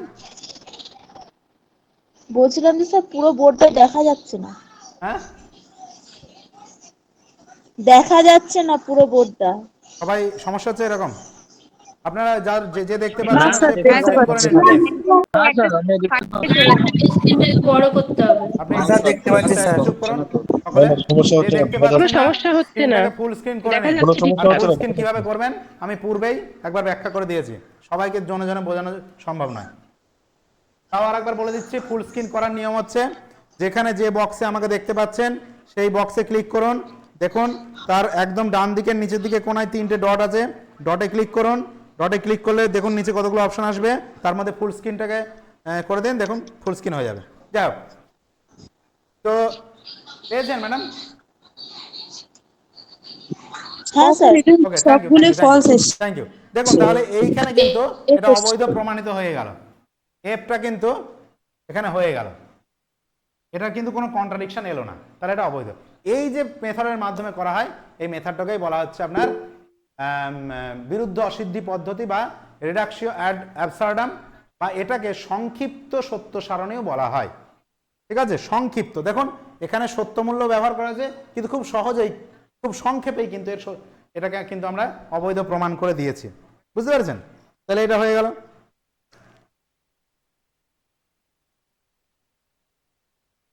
এটাই ছিল, আর দেখে একটুখানি ওয়েট করুন। বিরুদ্ধ অসিদ্ধি বলেন, বিরুদ্ধ বলছি যে অসিদ্ধি এখান পদ্ধতি থেকে কি দিয়ে রকম যুক্তির ধরনের প্রশ্ন আসতে পারে? প্রশ্ন আমি একখানা স্যার। মক টেস্টে রেখেছিলাম যে হ্যালো বিরুদ্ধ স্যার। অসিদ্ধি পদ্ধতি কি ধরনের পদ্ধতি, হ্যালো। মানে এর মাধ্যমে কি করা হয়? স্যার যুক্তির অবৈধতা প্রমাণ করা হয়, যুক্তির বৈধতা প্রমাণ করা হয়, বা আরো কিছু দিয়েছিলাম সম্ভবত, যে এখানে এটি একটি সত্য মূল্য আরোপের পদ্ধতি। সেক্ষেত্রে কিন্তু তিনটেই সত্য। দেখুন সত্য মূল্য আরোপ করে এটাকে করা হয়েছে, এর মাধ্যমে যুক্তির অবৈধতাও প্রমাণ করা হয়। আবার যদি কোনো কন্ট্রাডিকশন চলে আসতো তাহলে কিন্তু যুক্তিটা বৈধ হয়ে যেত। কন্ট্রাডিকশন আসার মানে কি, ধরুন আপনি এখানে পি এর মান তো এখানে সত্য হয়ে গিয়েছে, সরি মিথ্যা হয়ে গিয়েছে, এখন দেখা যাচ্ছে এইগুলো করতে গিয়ে এটাকে সাজাতে গিয়ে এখানে পি কে টি করতে হবে, ধরে যাক এখানে দরকার হয়নি কিন্তু আমি ধরে নিচ্ছি এখানে পি কে টি করতে হবে। তাহলে পি কে আমি টি করতে পারবো না, কারণ এখানে কম্পালসারি আমাকে পি কে রাখতেই হবে। তাহলে এরকম যদি পি কে টি করতে হয়, তা না হলে এই সমীকরণটা যদি না হয় তাহলে সেক্ষেত্রে কন্ট্রাডিকশন আসছে, মানে পি এর মান কোথাও টি করতে হচ্ছে কোথাও এফ করতে হচ্ছে, তখন কিন্তু আমার বৈধ হয়ে যাবে যুক্তিটা। অর্থাৎ এই মেথড ইউজ করেই আমি কিন্তু বৈধও করতে পারবো অবৈধও করতে পারবো। তাহলে এক্ষেত্রে খুব তাহলে এটা প্রধানত মেনলি কিন্তু এটা একটা অবৈধতা প্রমাণের পদ্ধতি, কিন্তু এর মাধ্যমে বৈধতাও প্রমাণ করা যায় এবং এর মাধ্যমে একই সঙ্গে কিন্তু আপনার এটা একটা সত্যমূল্য আরোপের পদ্ধতি একে বলা হয়। ঠিক আছে, এবং মনে রাখবেন এটি একটি প্রমাণের পদ্ধতি। ঠিক আছে, প্রমাণের পদ্ধতি। এবং একই সঙ্গে এখান থেকে প্রশ্ন আসতে পারে আপনার সংক্ষিপ্ত সত্য সারণী পদ্ধতি কাকে বলা হয়। তো এই জায়গাটা একটু পড়বেন, আমি অবশ্যই নোটস দিয়ে দেবো, চিন্তা করার কোনো কারণ নেই। এখান থেকে এই ধরনের প্রশ্ন আসতে পারে। বা বিরুদ্ধ অসিদ্ধি পদ্ধতির ক্ষেত্রে কি ধরনের মেথড ইউজ করা হয়, সেক্ষেত্রে এই যে অপশন থাকতে পারে যুক্তিবাক্যকে সত্য এবং সিদ্ধান্তকে মিথ্যা ধরা হয়, বা এইভাবে কিন্তু অপশন চেঞ্জ করতে পারে, যুক্তিবাক্যকে মিথ্যা সিদ্ধান্তকে মিথ্যা ধরা হয়, এইভাবেও আসতে পারে। সুতরাং এই জায়গাটা কিন্তু বেসিক নলেজ না থাকলে পড়া সম্ভব নয়। আর এখানে কি করা হয়, এখানে কিন্তু দেখুন যুক্তিবাক্যকে কিন্তু সত্য এবং সিদ্ধান্তকে কিন্তু মিথ্যা ধরে তবেই কিন্তু করা হচ্ছে বিষয়টাকে, বুঝতে পারলেন? তাহলে এই জিনিসটা আশা করি আপনাদের কাছে ক্লিয়ার হয়েছে। আর কি রয়েছে, formal proof of validity, Krishna এখান থেকে অর্থাৎ বাংলায় বৈধতা প্রমাণ, ফর্মাল প্রুফ আকারগত বৈধতা প্রমাণ। 19 রুলস একদম প্রয়োজন নেই, মানে ওই যে আমি বলতে চাচ্ছি কি আমাদের সিলেবাস আছে কিন্তু আপনারা ওই 19 রুলস কষতে যাবেন না। ঠিক আছে, কয়েকজন আমাকে বলছিল এটা করতে হবে, একজন আমাকে ফোন করেছিল যে এরকম এরকম, আমি করছেন কি আপনি, সে বসে বসে 19 রুলস কষছে। আমি বলি তো ভারী যন্ত্রণা হইলে স্যার, তা কাকে কি বোঝাবো, এসব পরীক্ষা আসবে না। আপনি এখান থেকে শর্ট কোশ্চেন কিছু পান কিনা দেখুন, স্যার যেমন হ্যাঁ শুনছি, দাঁড়ান কাইন্ডলি একটু আপনি একটু ওয়েট করুন, আমি শুনছি। তো এখান থেকে আপনার শর্ট কোশ্চেন, শর্ট টাইপের কোশ্চেন আসতে পারে যে কোনো একটা ওই যে আপনার কপি তো অ্যাপসকে মানছে না, তাই না, তার জায়গায় ডিডিকে স্বীকার করছে। তো এই ধরনের কিছু প্রশ্ন আসতেই পারে সেখান থেকে, তাই ওই জিনিসটা আপনারা খেয়াল রাখবেন। অ্যাবজর্পশন বলে যে সূত্রটি আছে সেটাই কিন্তু কপি মানে না, তার জায়গায় সে ডিস্ট্রাকটিভ ডিলেমাটাকে স্বীকার করেছে, ডিডি। ঠিক আছে, তো এই জিনিসগুলো মনে রাখতে হবে, কারণ সেখানে বলা হচ্ছে আপনার অ্যাবস্ক্রিপশনে কি হচ্ছে, অ্যাবস্ক্রিপশনে কি হচ্ছে সেটা বলছে তার কারণ, হেতু বাক্য এবং সিদ্ধান্তের সত্যমূল্য এক। অর্থাৎ অ্যাবসের রুলসটা কি? অ্যাবসের রুলস হচ্ছে P implies Q, P implies Q, P implies P dot Q. এটা হচ্ছে অ্যাবসের রুলস। এখানে কি হয়, এখানে এটারও যা সত্যমূল্য এটারও সত্যমূল্য সমান। ওকে, অর্থাৎ এটা যদি সত্য হয় তাহলে এটাও সত্য হবে, এটা যদি মিথ্যা হয় তাহলে এটাও মিথ্যা হবে। বুঝতে পেরেছেন? সেই জন্য এটাকে অনুমানের সূত্র বলা যাবে না, এটাকে প্রতিস্থাপনের সূত্র, রিপ্লেসমেন্ট, রুলস অফ রিপ্লেসমেন্ট করতে হবে। অর্থাৎ সেই বাকি 10টার মধ্যে ফেলে দিতে হবে। 9টা আর 10টা মিলে 19টা, তো 9খানা আছে অনুমানের সূত্র আর 10টা আছে প্রতিস্থাপনের সূত্র। তো সেটাকে এইভাবে কিছু কিছু আপনার আসতে পারে। তাছাড়া ওই বাড়িতে বসে বসে কষার দরকার নেই, ফর্মাল প্রুফ বা ভ্যালিডিটি একদমই নয়। আর এসব থেকে প্রশ্ন আসবেও না, চিন্তা নেই। লজিক থেকে যে প্রশ্নগুলো আসবে খুব সহজ সহজ থাকবে, আপনাদের বেসিক সেন্স আছে কিনা সেটাকে যাচাই করার জন্য আসবে। হ্যাঁ, কোয়ান্টিফিকেশন থেকে কোশ্চেন আসতে পারে, গত বছর পরীক্ষা আসেনি, অবশ্যই থাকতে পারে, কিন্তু তার মানে এই নয় যে কোয়ান্টিফিকেশন আপনাকে বলবে যে ইয়ে করো। এ তো এমসিকিউ, জাস্ট আপনার বেসিক নলেজ আছে কিনা সেটা এখানে যাচাই করা হয়। বাকি আমি রেজলিউশন বা লঘুকরণ জিনিসটা নিয়ে অবশ্যই, আরে একটু প্লিজ ওয়েট করুন, আমি শুনবো, প্রত্যেকের কথা শুনবো। আমি এটা করে আপনার রেকর্ডিংটা অফ করবো, কারণ না হলে বাকিদের সমস্যা হবে। লঘুকরণ পদ্ধতি আমরা আলোচনা করব। তাছাড়া এখানে আমি আর দেখছি না এই জায়গায় আর কিছু আলোচনার আছে। হ্যাঁ, ইনভ্যালিডিটি তো বলে দিলাম, অবৈধতা প্রমাণ পদ্ধতি। বাকি আমি এখান থেকে আপনাদের নোটস দিয়ে দেবো, ঠিক আছে? এর পরের দিন আমাদের আলোচনার বিষয় থাকবে হচ্ছে কোয়ান্টিফিকেশন, অর্থাৎ পরিমাণক তত্ত্ব। ঠিক আছে, পরিমাণক মতবাদ বা কোয়ান্টিফিকেশন থিওরি, এইটা আমরা এর পরের দিন আলোচনা করব। আপনারা বাড়িতে একটু দেখে রাখবেন, তাহলে বুঝতে সুবিধা হবে। তো এই ছিল আজকের ক্লাস। আপনারা একটু ওয়েট করুন, আমি আপনাদের কথা শুনবো, রেকর্ডিংটা অফ করে দিই।